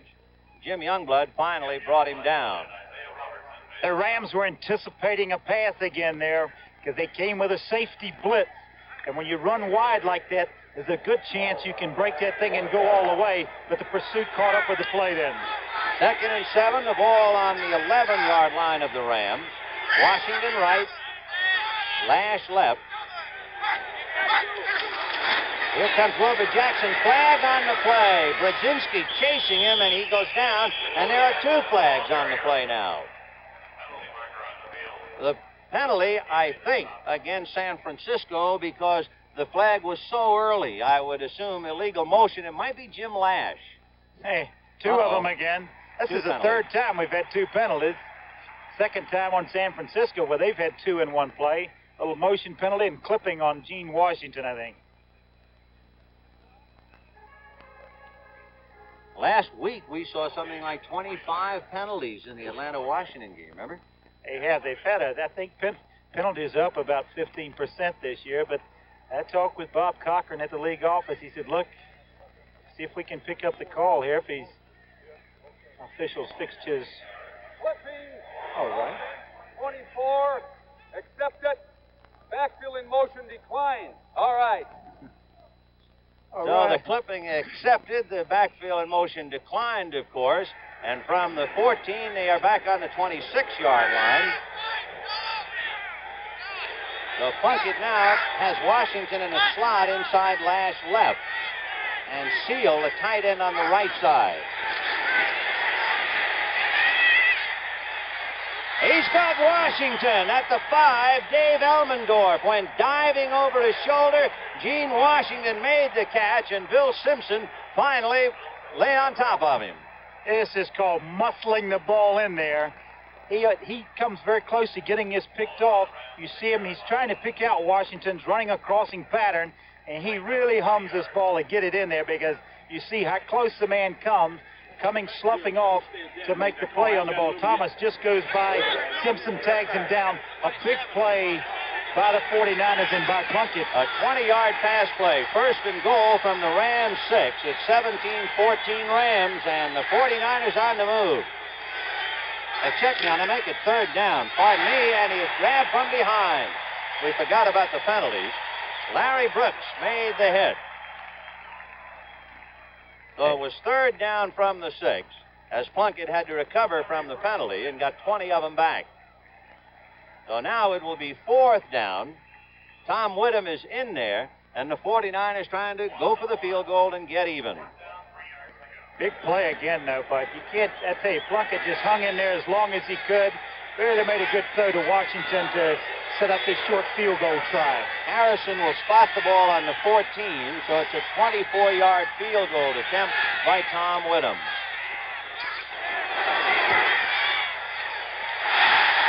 No good. And a dispirited and disgusted 49er club lets one get away. So with 6:55 to go in the third period, 17-14 Los Angeles.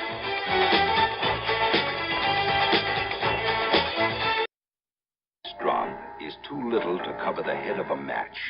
Yet this is enough adhesive, super strong, super fast to lift 2.5 tons. It's Duro Super Glue. A drop will do to mend jewelry, ceramics, rubber, and glass in only 10 seconds. It truly is super strong and super fast. Super Glue. A drop will do. Super Glue. A product of Loctite Technology. Should have bought Mobile One. The oil, it saves you gas, you know. Should have bought Mobile One. Helps you start at 35 below. Should have bought Mobile One. Engine temperature hits 500. You're cool. Should have bought Mobile One. You only change it every 15,000 miles. Mobile One, the oil that does it all. Take it from an expert. Well, the field goal was from the 14 and missed, so they spot the ball on the Ram 20, so the Rams picked up 6 yards on that play and put it in play, first and 10.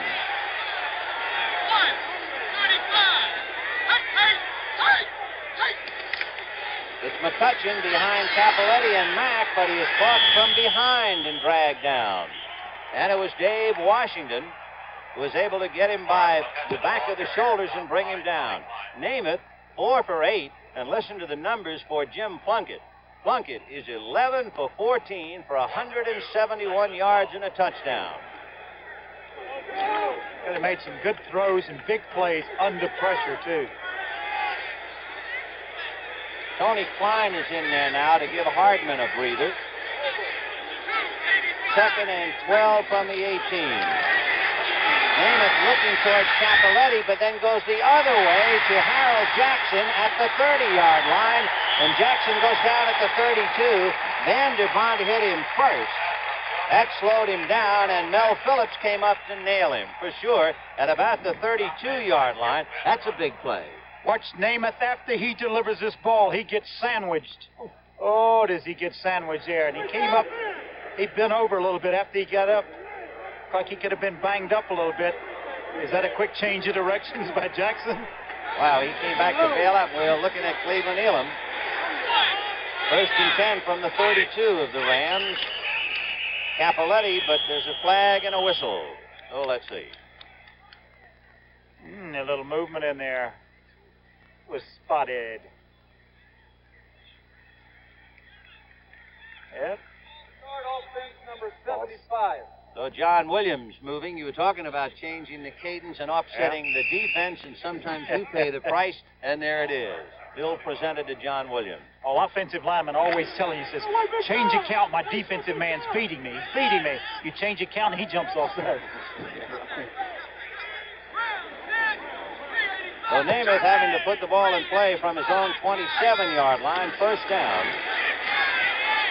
Joe going down the right side. Jackson came back to make the catch. Anthony Leonard had left him. Leonard just kept on going, and Jackson came back. Pass completed easily inside the 49 or 45-yard line. That's just a smart play by Harold Jackson coming back. Ball underthrown a long way. Joe had kind of slipped in his hands or something. Jackson just made an excellent play. Let's take a look at Cleveland Elam here, trying to get in for the pass. Oh, got two men, Saul grabbing him in there, and Mack, no place to go. 1st and 10 on the San Francisco 43. Scales on a wing outside Terry Nelson, the tight end, and it's McCutcheon. And Leonard does a fine job of making the tackle and avoiding a shoulder block from Dwight Scales. Watch Elam again here. Coming over. He gets clipped here. Good block by Tom Mack here. Taking Elam out of the quick pursuit because that's what he does so well. Get in plays away from him. 2nd and 7 from the San Francisco 40-yard line. Scales this side. Harold Jackson wide left.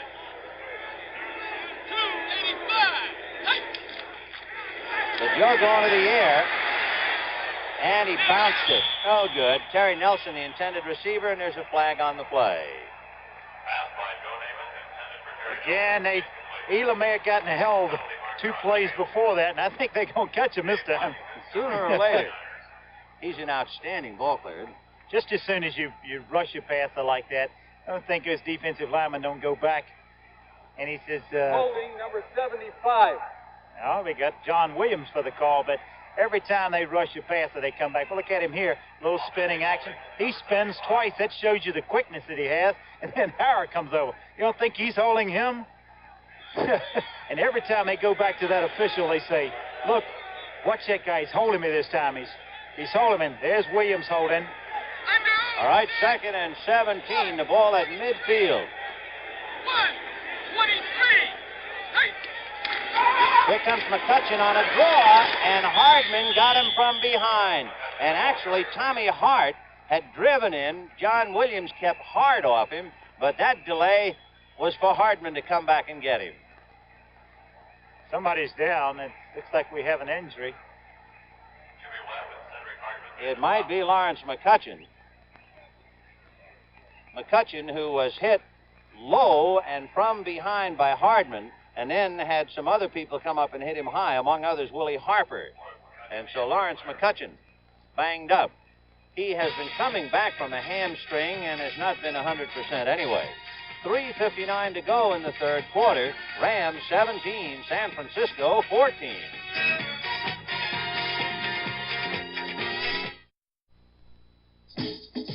Port of Call, Caribbean.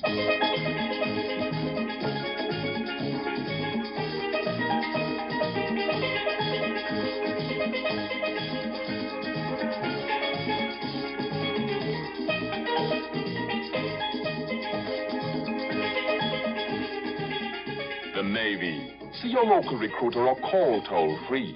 It's not just a job, It's an Avenger. Like I tell my friends, I said, see a Firestone deal if you're having trouble out your tires. Ask a friend about Firestone, Firestone, Firestone. When you're driving on a Firestone tire, it's a good feeling. You and I, when we go to buy a tire, I don't believe we're experts.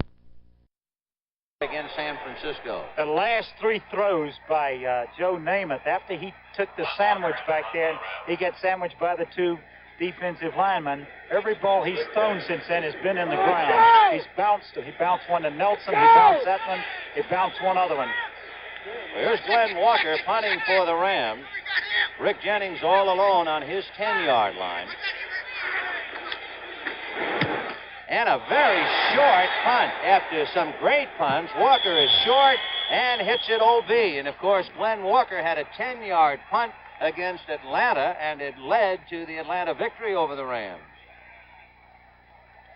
They have a third quarter score. Washington 14. St. Louis Cardinals nothing. Another touchdown pass from Billy Kilmer to Gene Fugit. So a 14-yard punt by Glenn Walker, and that'll be a break for the 49ers. They put the ball in play on their own 33-yard line. First and 10. It's 17-14 Rams. 3:26 to go in the third quarter. Washington left and Lash right. Delvin Williams got across the 35. We have a report that they don't feel that Lawrence McCutcheon's knee injury is serious, which happens to be good news as far as the Rams are concerned. By the way, the final results at Watkins Glen today: James Hunt first, Mario Andretti second, and Jody Shelter third. That would be the U.S. Grand Prix. You'll see highlights of that next Saturday on the CBS Sports Spectacular, along with the Karate Contact Championship and the Strongest Men competition. Plunkett, under a little heat from Youngblood, runs by Dreyer, gets across the 40, and is upended by number 53, Jim Youngblood. Oh, this is why. Boy, you go back to the great pressure there by Jack Youngblood. Jim going back up the middle, and watch this hit. He goes up in the air, upside down, right on his shoulder and helmet then. He's got to be going, where's everybody gone?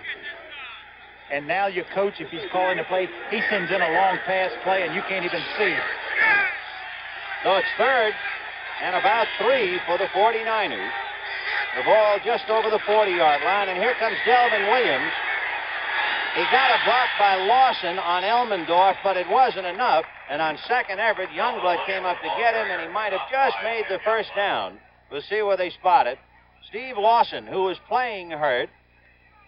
In fact, Lawson was a doubtful starter, and he made the block that time to get the first down. So that Denver leading Seattle 17-14. The ball on the San Francisco 44-yard line, first and 10. Washington left, Lash right. Out of the eye, Williams the deep back. And Delvin with Jackson throwing a block on Isaiah Robertson, and Jim Youngblood makes the hit again. Well, all Jackson can do is take care of one man, Robertson, number 58, and that left Youngblood for the kill. Jim Youngblood looks like he's feeling a little more comfortable moving in that middle. It's a tough spot without Jack Reynolds and Youngblood suddenly being converted to that position. He's coming off knee surgery. He was hurt in the third game last year against the Giants, so he just started. Second and 11 from the 49er 43.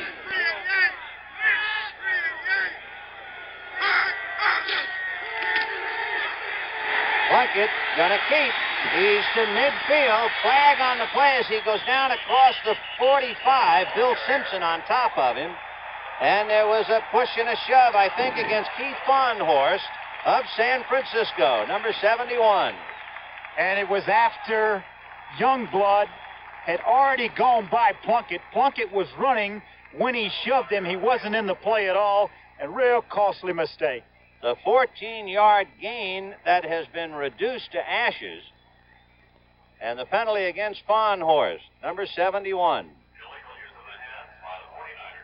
Fahnhorst, a tight end at Minnesota. Use the hands offense, number 71. That's who it is. And this is what kills you. Quarterback has just made a big play. He just ran for 15 yards, picked up a first down, and now he goes back in the huddle. He's pooped. What happens? He's got 2nd and 20. He's got to come up with a big play again. San Diego 21, Cincinnati 3. Boy, is that an upset. Well, we'll see about Plunkett in the big play. He has Seal wide left, Washington in a slot right. Plenty of protection, and he goes down to Washington, who dropped it. Gene Washington, if he catches the ball, he had 1 step to go for a first down, and he dropped the ball. And he hit him right in the numbers. You don't see that very often. Washington had caught 3 for 60 yards. Watch Plunkett going back here, really waits, gets good protection this time, makes a good throw. Look at this. Nobody around him, and it just comes right out. The easiest kind to drop. Jim Plunkett turned around and says, what do I have to do to get a first down? Cody Jones comes out, and Carl Eckern coming in for the Rams. And for the 49ers now, Plunkett brings them out with Washington in a slot left inside Jim Lash. 3rd and 20 from the 34. Seal, wide right. On a draw to Wilbur Jackson. He can't get by Brodzinski. A good play by rookie Bob Brodzinski out of Ohio State. And so San Francisco will have to kick, and that penalty just killed them. Certainly did. The 2 penalties killed them. They get backed up here. And when you got the prevent defense, they had 5 linebackers real deep. It's hard to throw over that. And they just called a draw play, hoping for a big run, and they didn't get it, and they have to give up the ball. Hope to wait till next time. And for the Rams, of course, that 14-yard punt by Glenn Walker does not hurt them too much because of the defense. And the 3rd quarter is history here at the Los Angeles Memorial Coliseum. And the score, the Rams 17 and the 49ers 14. We'll pause now for a word from your local station. Young Daniel Boone faces a trial by peril at the hands of the Cherokee Indians Tuesday night at 8, 7 Central and Mountain on CBS. The start of the 4th quarter, 17-14 Rams. Tom Whittem punting for San Francisco from his own 25-yard line. And standing deep, Cullen Bryant and Billy Waddy for the Rams. They're on their 22. So Whittem gets good blocking. The Rams are not coming. They go back to set up, and Waddy a fair catch shy of the 35. And the Rams will put it in play 1st and 10 on their own 33-yard line. Next Sunday, the NFL on CBS. It'll be a doubleheader. The regional games, Philadelphia versus the New York Giants, Detroit, Minnesota, Atlanta, San Francisco, Washington versus Tampa Bay. And then Dallas versus St. Louis. Dallas winning today, St. Louis losing to Washington. That's next Sunday right here on CBS. 1st and 10 on the Ram 33. Scales wide right, Jackson left, and it is McCutcheon back in there to the 35. So evidently Lawrence's knee banged up, but well enough for him now to get back in and play. As for him to come back, sure it was just a bruise, because they certainly wouldn't be taking a chance on him leading this game in the 4th quarter. 2nd and 8. The ball just shy of the Ram 35-yard line. Jackson right, Scales left, and Terry Nelson, the tight end, on the left side.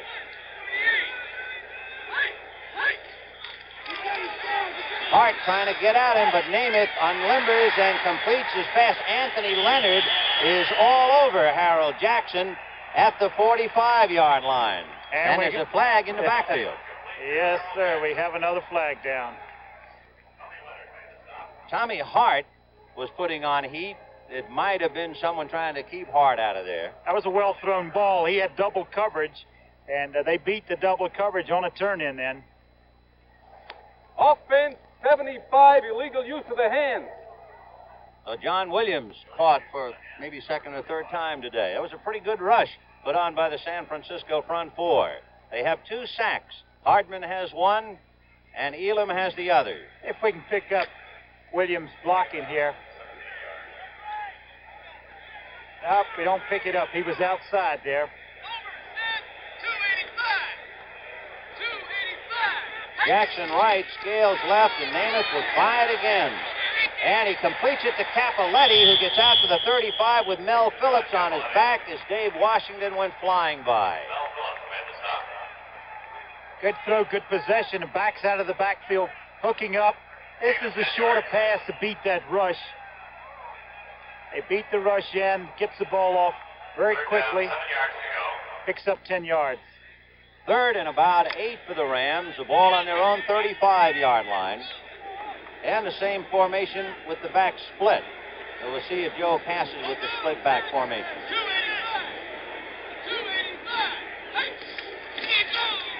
Back stay in to block. Namath deep down the right side and broken up. Intended for Harold Jackson, and right there with him was Anthony Leonard. By the way, Sonny, when the backs are split, invariably, you see a National Football League quarterback pass. What's the basic idea of splitting your backs and making it a pass formation? When you get them out behind your tackles like that, Vin, it gives you a good opportunity to get them in the pass pattern. They can get in the pass pattern much quicker than they can from the I formation. And everybody likes to do it. A lot of teams have a big tendency of throwing when you have the back split. Other thing is, you can also help block those defensive ends. Glenn Walker gets a high one away from his 25. Rick Jennings on his 30. And the Blues taken down at the 35. There was McLean and Harrop, the first two to get to him. Nolan Cromwell also there. So with 13 minutes left to go in the ball game, Rams 17, 49ers 14. Of all of the small cars to choose from, Ford Pinto offers the kind of value that makes it the best-selling American small car. Pinto has a low price, and over 75% of Pinto's schedule maintenance requirements have been reduced or eliminated. And Pinto has higher resale value than Chevy Chevette. When it comes to small cars, there are a lot to choose from. When it comes to value, look to Ford Pinto, the best-selling American small car. When America needs a better idea, Ford puts it on wheels.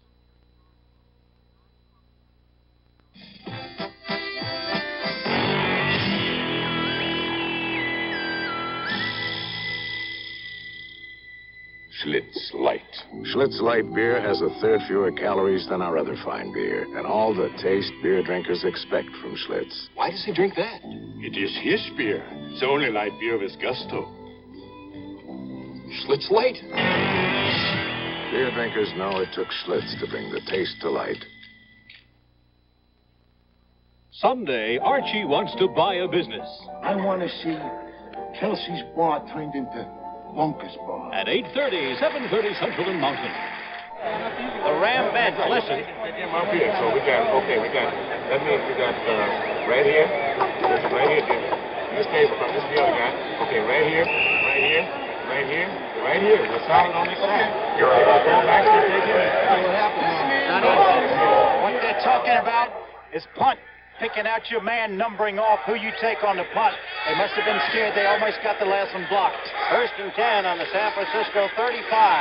Wilbur Jackson out to the 40-yard line with Budzinski and Youngblood making the tackles.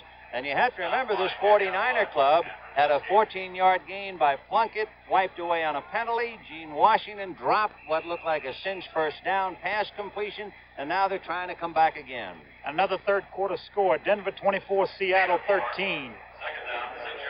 Got it out to the 39, so that makes it 2nd and 6 for Jim Plunkett. He has Lash right, Washington left, Williams the deep man in the eye.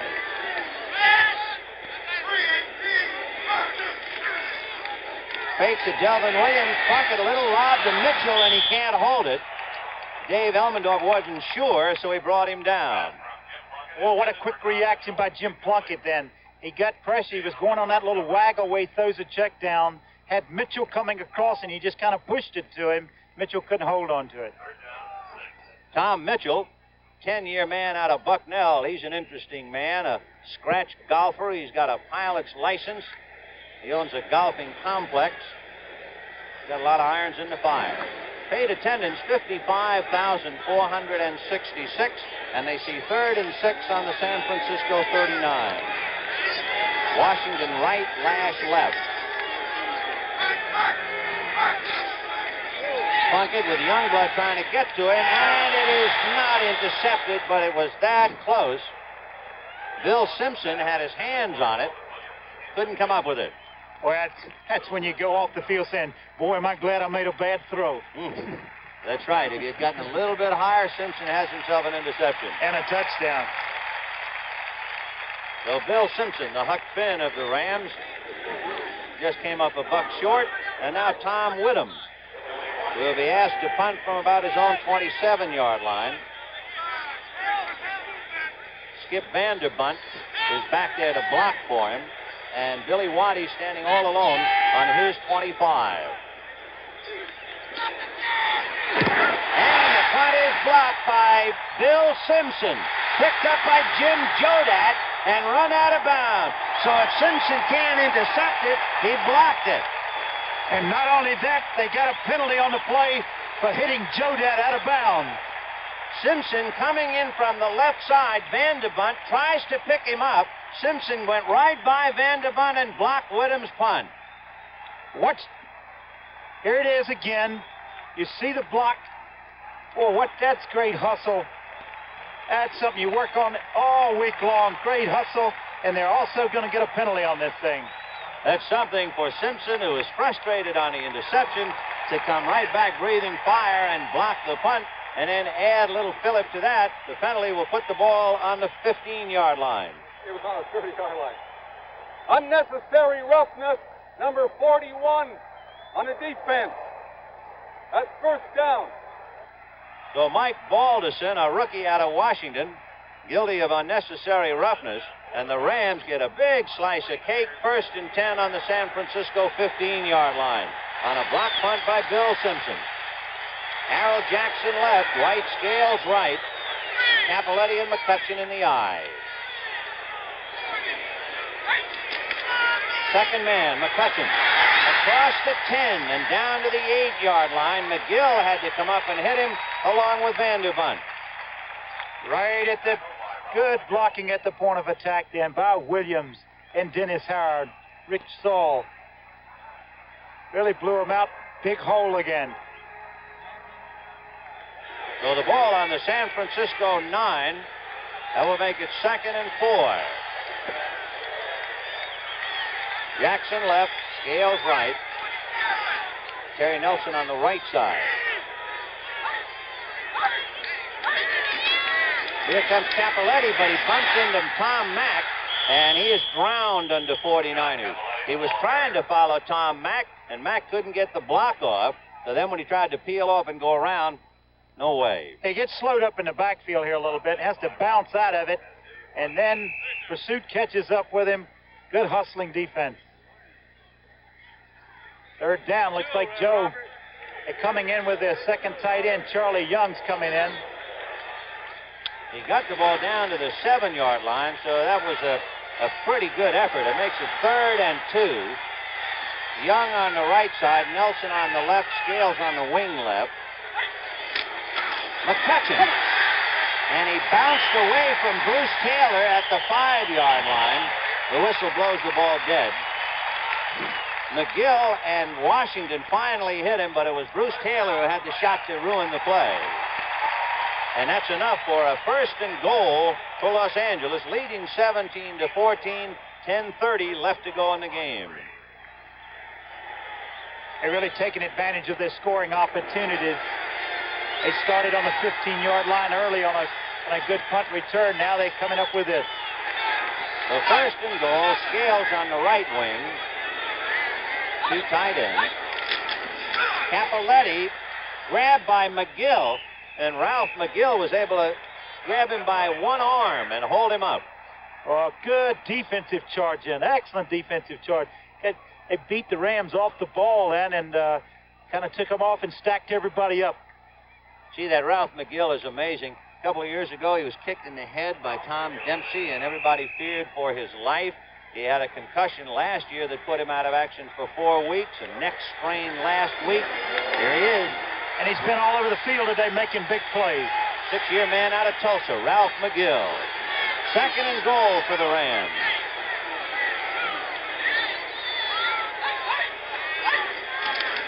McCutcheon And Jim Webb got him. He tried to come back away from his blockers, and he ran right into Jim Webb, who owns a dairy farm and wants to be a veterinarian. But not today. Not today. I'll tell you that. You got to be impressed with the way the 49ers are playing defense now. They came up, they had first and goal to go on the 4-yard line. Look at them now. They're back on the 7-yard line, and it's third down. They had first and 10 on the San Francisco 15. Hammered it first to goal on the 3. Now it's third and goal on the 7. And they're going to string them out a little bit. Scales left, Jackson right. They split the backs. Namath to pass. And it's deflected and broken out. It was deflected, I believe, by Ed Gallagher, number 75. And if so, that's ironic because Gallagher was a teammate of Joe Namath with the New York Jets. I'd say, Dave, they thought they had an interception then. Watch this. A ball gets deflected. Yep. And look at it up in the air. See two men. Phillips goes in and knocks it down. But they're going to have an interception if the ball gets through there. If Phillips doesn't knock it down, they get an interception. Maybe come away from this thing without any points. Septien trying for a field goal. Nolan Cromwell will spot the ball on the 14, almost 15, so about a 25-yard field goal attempt, and it is good. So the 49ers did as well or more than you could expect, but the Rams still pick up 3 and lead 20-14.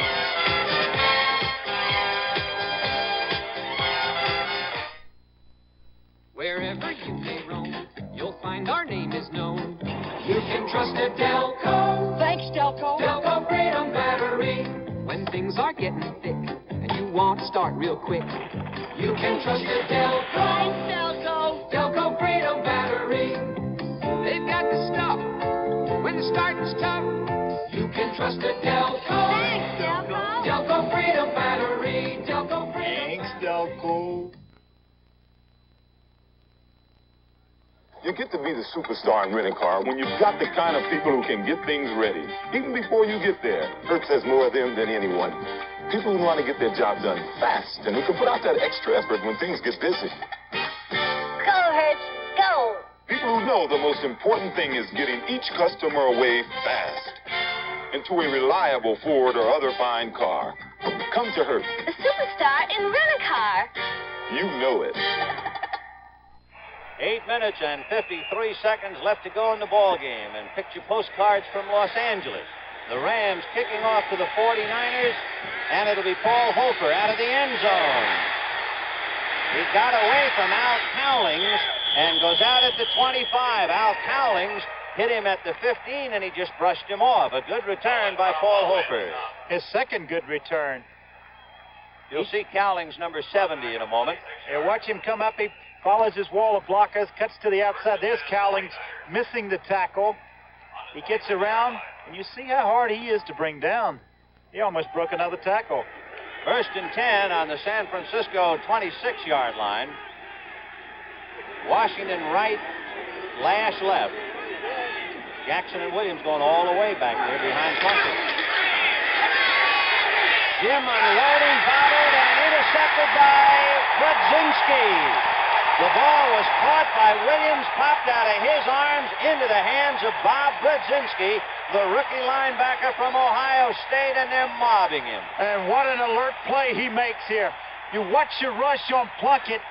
He does well to get the ball off. It's going to be a quick screen, and the ball pops up in the air. And Brudzinski just really, it's amazing how quick his hands were right here to come up with that interception. Amidst the good news for the Rams, bad news, Ron Jesse will have surgery tomorrow for torn knee ligament. Oh. First and 10 on the Ram 20. Scales left, Jackson right. Lawrence McCutcheon. And he got inside the 15 and goes out of bounds at the 11-yard line. Boy, he does this all on his own. Plays going up the middle. Watch this. He cuts right here because he sees daylight, cuts outside, and just his speed gets him around the corner. McCutcheon has carried 22 times for 83 yards. There's a San Diego big story. San Diego 24 with Cincinnati 3 in the fourth period. Now it's 14-7. Washington over St. Louis. 2nd and 2 from the 11. Capoletti is to the 5, across the 5. Ralph McGill hit him, and it didn't bother him. Capoletti kept on going. All right, first down. First down inside the 5. Again, good running by the back. John Capoletti this time. There you see the Washington score. Jim Hart hit J.V. Kane.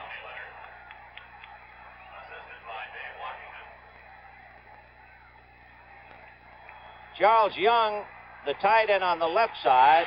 Terry Nelson on the right side. Scales on a wing. So it's first and goal from the 3. Namath to Capoletti. He's not going to go anywhere. McCutcheon threw a pretty good block on Bruce Taylor, but Skip Vanderbunt was able to make the hit. This is where they had trouble getting in last time. 2nd and goal. They started on the 4th, on 4-yard line last time. Well, I tell you, that 49er defense in this 82-degree weather, they got to be dragging now. They've been on the field a long time, and it's just a big play. 7.5 to go in the game. 2nd and goal from the 2. Rod Phillips is in there, but it's McCutcheon. Phillips trying to block for him. Well, what a battle in the end zone with Mel Phillips and Dwight Scales knocking each other crazy on that run up the middle. Looked like a wrestling match, didn't it? Oh. So Kenny Myers asking his defense to hold on again, which is almost asking the impossible. The 49ers have played well. A couple of penalties, an interception on one drop by Williams. The drop by Gene Washington has ruined what would have been a big second-half comeback. 3rd and 1 from the 1. Capoletti got in there. The 49ers say no, but the officials say yes. Oh, no, says Anthony Leonard. No, 1,000 times no. I can't believe it. Oh, I cannot believe it. Look at him. Well, Capoletti following Tom Mack. He can take another look. Let's see what we can make out of the play. He goes over the top. A lot of people. And you know who's right underneath there? Is that McGill and Vanderbunt. And there's Taylor coming along. And Taylor coming in. He must have got it on his second effort. He don't look... I tell you, he has a lot. That's good. There's a few oh-no's up north, I'm sure. I'm sure of that. We've got 6:35 to go in the ball game, and the Rams are sitting on what is now a comfortable lead, 27-14.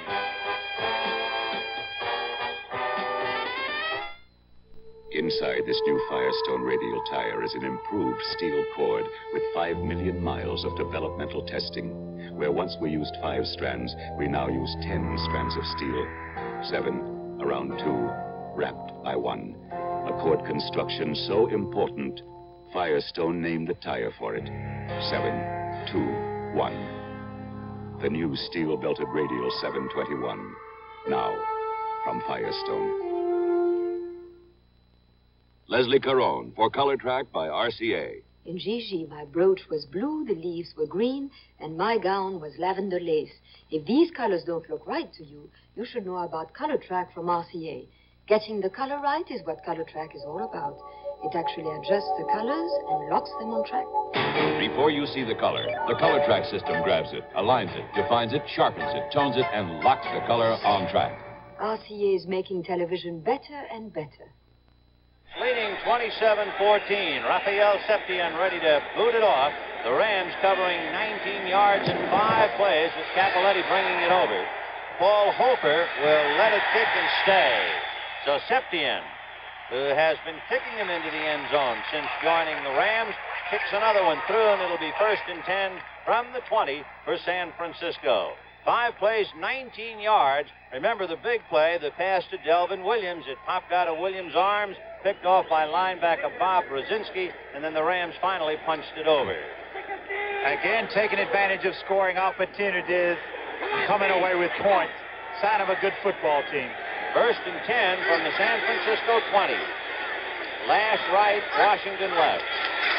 Plunkett to Delvin Williams, blocked by Jackson, and what a play by Bob Brzezinski. Wilbur Jackson blocked him. Brzezinski slipped the block and made the tackle on Delvin Williams. The kid out of Ohio State having a marvelous day. Watch him. All he does is jump outside of Jackson's block here. He jumps outside, positions himself. He sees Williams commit himself, just steps back in and makes the play. Played the play perfectly. So 2nd and 10 from the 20.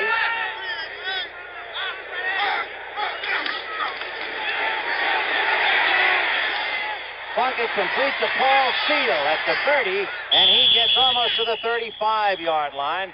And a good job done on Jack Youngblood, who almost got in there on Plunkett, and the 49ers kept him away. 14-yard pass play and a completion, and that'll make it a 1st and 10. The ball on the just shy of the 35.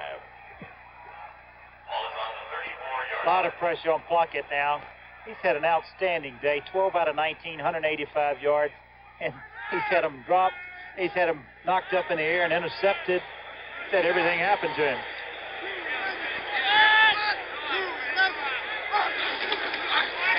Over the middle to Seal, and he dropped it. And he took a lick anyway from Elvendorf and Youngblood. Bad enough to drop it, but to get hit twice, that's really double jeopardy. Yeah. I don't think he really gets a handle on this quick enough to as he wanted to get it to him, but you see, he just didn't concentrate, took his eyes off the ball, and he gets nailed in there and pays the price for it.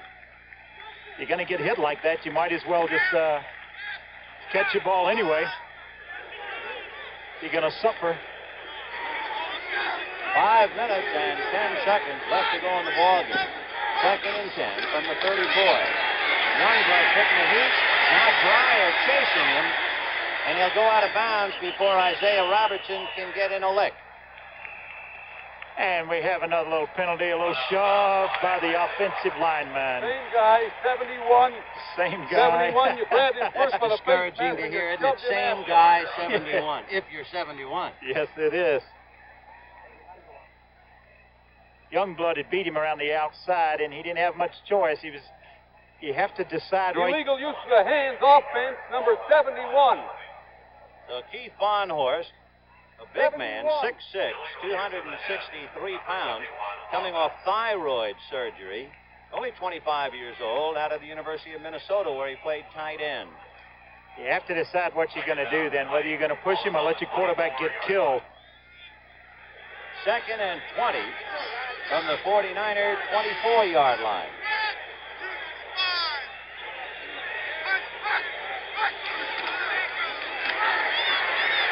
Good protection, and again the pass went right up Wilbur Jackson's fingertips and was almost picked up by any one of 4 Los Angeles Rams. So Plunkett is on target all day, but he's not getting all the completion. This one got a little high on him, and you stick your hands up in that crowd there. You see, he just did get it over Freddie Dreyer's hands, and Delvin Williams couldn't quite hold on to it.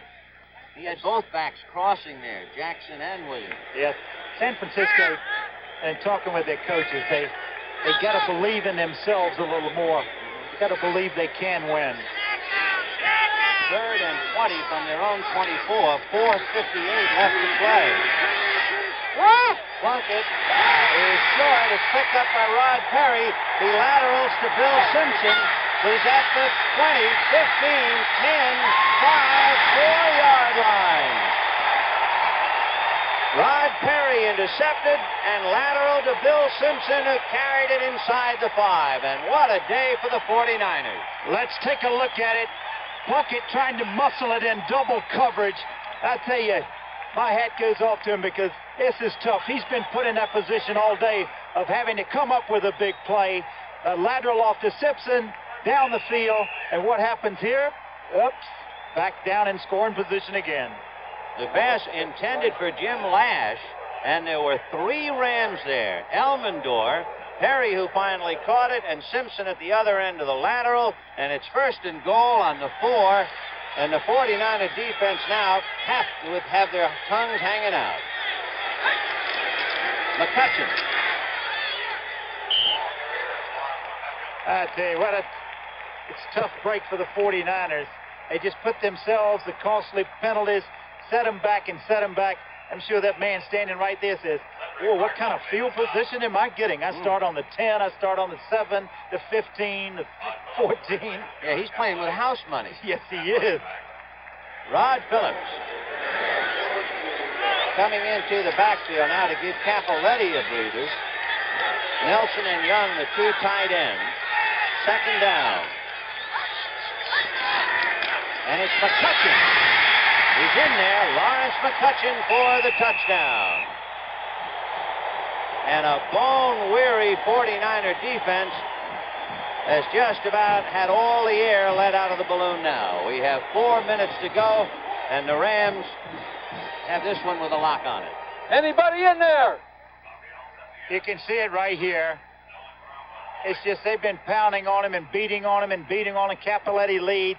They go right in. McCutcheon, great runner that he's in. He gets into the end zone again.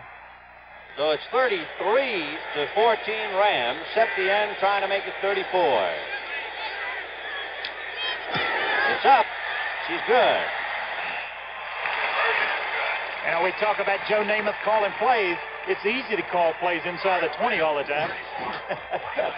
So right now, 4 minutes left to go. Rams 34, 49ers 14. The Ford in your future is coming. The new Ford Fairmont. A new car designed for today and the years ahead. Fairmont's mileage ratings are the same as a little VW Rabbit when both are equipped with automatic transmission. Yet Fairmont has 90% of the head, leg, and shoulder room of most large cars and fine all-around visibility.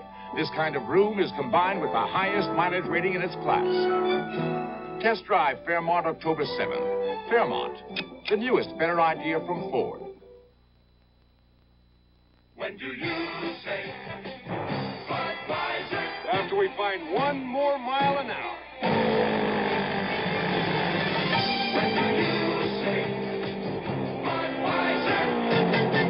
Right now, or any time that's right for a cold beer is perfect for the smooth taste of the king of beers, Budweiser. When you say Budweiser, here's to you, gentlemen. You said it all. Well, the opposite sides of the coin. Kenny Myers on the far side, Chuck Knox of the Rams against each other today, together for 4 years, and it's 34-14, Knox and the Rams. Raphael Septien will be kicking off, and this one will go right down to the edge and go into the end zone again. So Paul Hofer has nothing to do but let it bounce through. And the 49ers will put the ball in play, 1st and 10 on their own 20-yard line. Couple of words said, Carl Eckern, and a couple of the 49ers, but that's broken up immediately. And look at that fourth quarter score, 21-7, Washington over St. Louis. John Riggins on a 53-yard touchdown run. That's his biggest run since he's been in Washington. The Cardinals being chewed up by Washington, and now they look forward to meeting Dallas at home. And Scott Bull has come in at quarterback. Jim Plunkett had the most unlucky day that a quarterback can have, Sonny. He did. Bull at 6'5", sends Seal left, Washington in a slot right inside Harrison. Farrell and Hofer go out, and Bull is going to be brought down by Larry Brooks after Mike Fanning, number 79, almost stole the ball on him. He got away from Fanning only to be swallowed up by Brooks. Impossible situation for Scott Bull now. Everybody back, only 3 men coming, everybody's back. And look, he's under heavy pressure, doesn't get a chance to get set good. Just as soon as he escapes one man, there's Brooks with him. And Brooks decked him like a sack of flour, so Scott Bull got his feet wet in a hurry. There's the final, Miami 27, Houston 7. Don Shula's got his troops going again.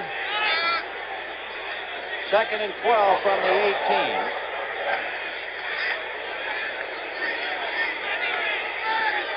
Farrell and Hofer are in the backfield, and whistles all over the place.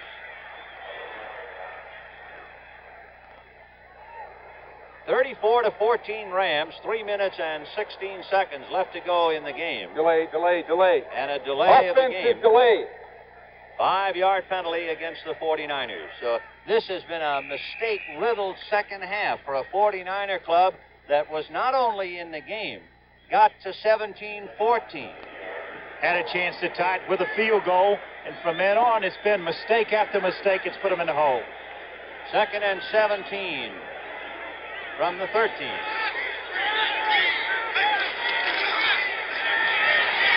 A little release quick to Bob Farrell at the 10, and he gets across the 15 and really had to pay for it. Randy Cross tried to block for him over there, but there were too many blue shirts. And when you play a good football team, you go home and talk about the mistakes you made against them. But good football teams have a way of making you make mistakes. And that's what the Ram defense has done today. They've made the big plays. They've had the 2 interceptions that set up scores. They block a punt. So 3rd and 12 from the 18. Bull has nothing left but to throw it up, and does to Farrell. Complete at the 25, and Bill Simpson hits him and drives him down. The same Simpson who has blocked a punt and also took the lateral. Well, he's had a big day. It's not enough for the first down. They'll have to kick it away again. So Scott Bull tried his hand at it. Former wishbone quarterback out of Arkansas. And again, Tom Woodham will be called in to punt. For the Rams, going deep, Billy Waddy and Cullen Bryant. And they'll be standing inside their own 35-yard line. We have 2 minutes left. There's the 2-minute warning. So a timeout down on the field. So the Rams are breezing.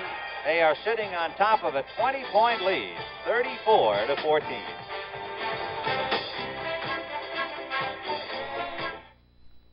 Maybe you're using Desenex, but to kill the fungus that causes the burning, cracking, and itching of athlete's foot, Aftate is better, much better. It's the killer. Aftate kills all major types of athlete's foot fungus and helps prevent reinfection. In fact, the medication in Aftate has been proven more effective in killing athlete's foot fungus than the medication in Desenex. Aftate is better, much better. It's the killer.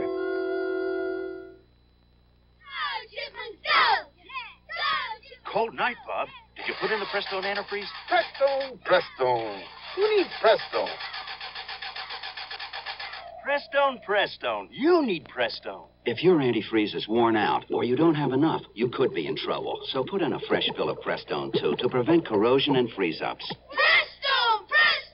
We need Prestone! Prestone. You need Prestone.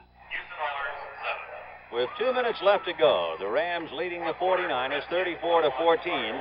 Tom Woodham will be punting from his 15-yard line. Pat Hayden waiting on the sidelines to get in a play or two. Woodham goes to the 40-yard line. Waddy backs up, and the ball follows him across the 30-yard line, and the 49ers will let it roll to the Ram 26. And Pat Hayden, who was waiting patiently, is coming in. Joe Namath had a big day, and it's now Hayden's chance to finish out. That was a 49-yard punt and no return. Good kick for Tom Woodham. There's Joe Namath accepting the congratulations of his teammates. A big day for Joe to put 34 on the board thanks to a very alert defensive club. 34-14, Rams.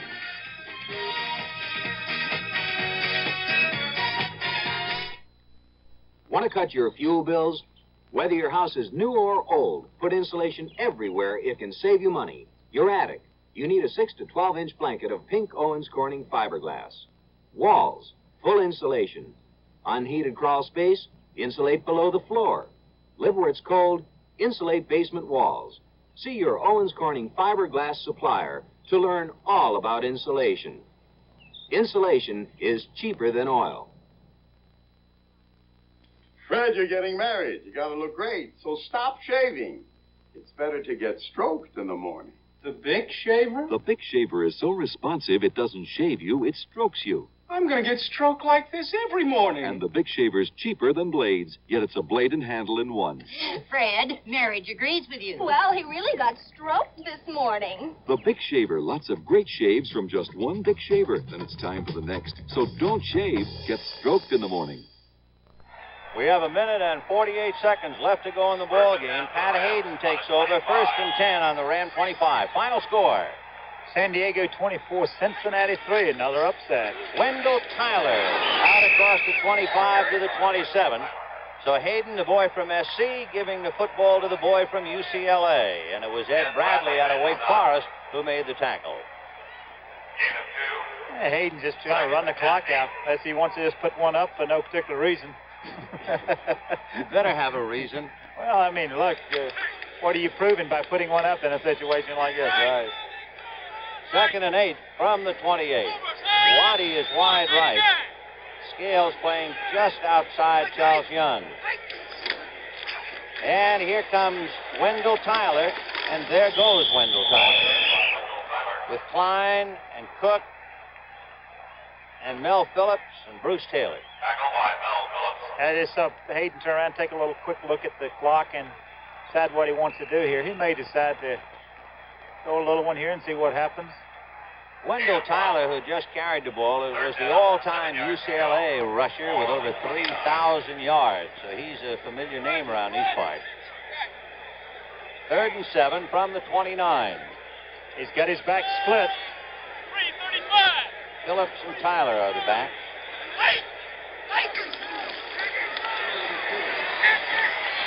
Well, he was gonna put it up, and down he goes.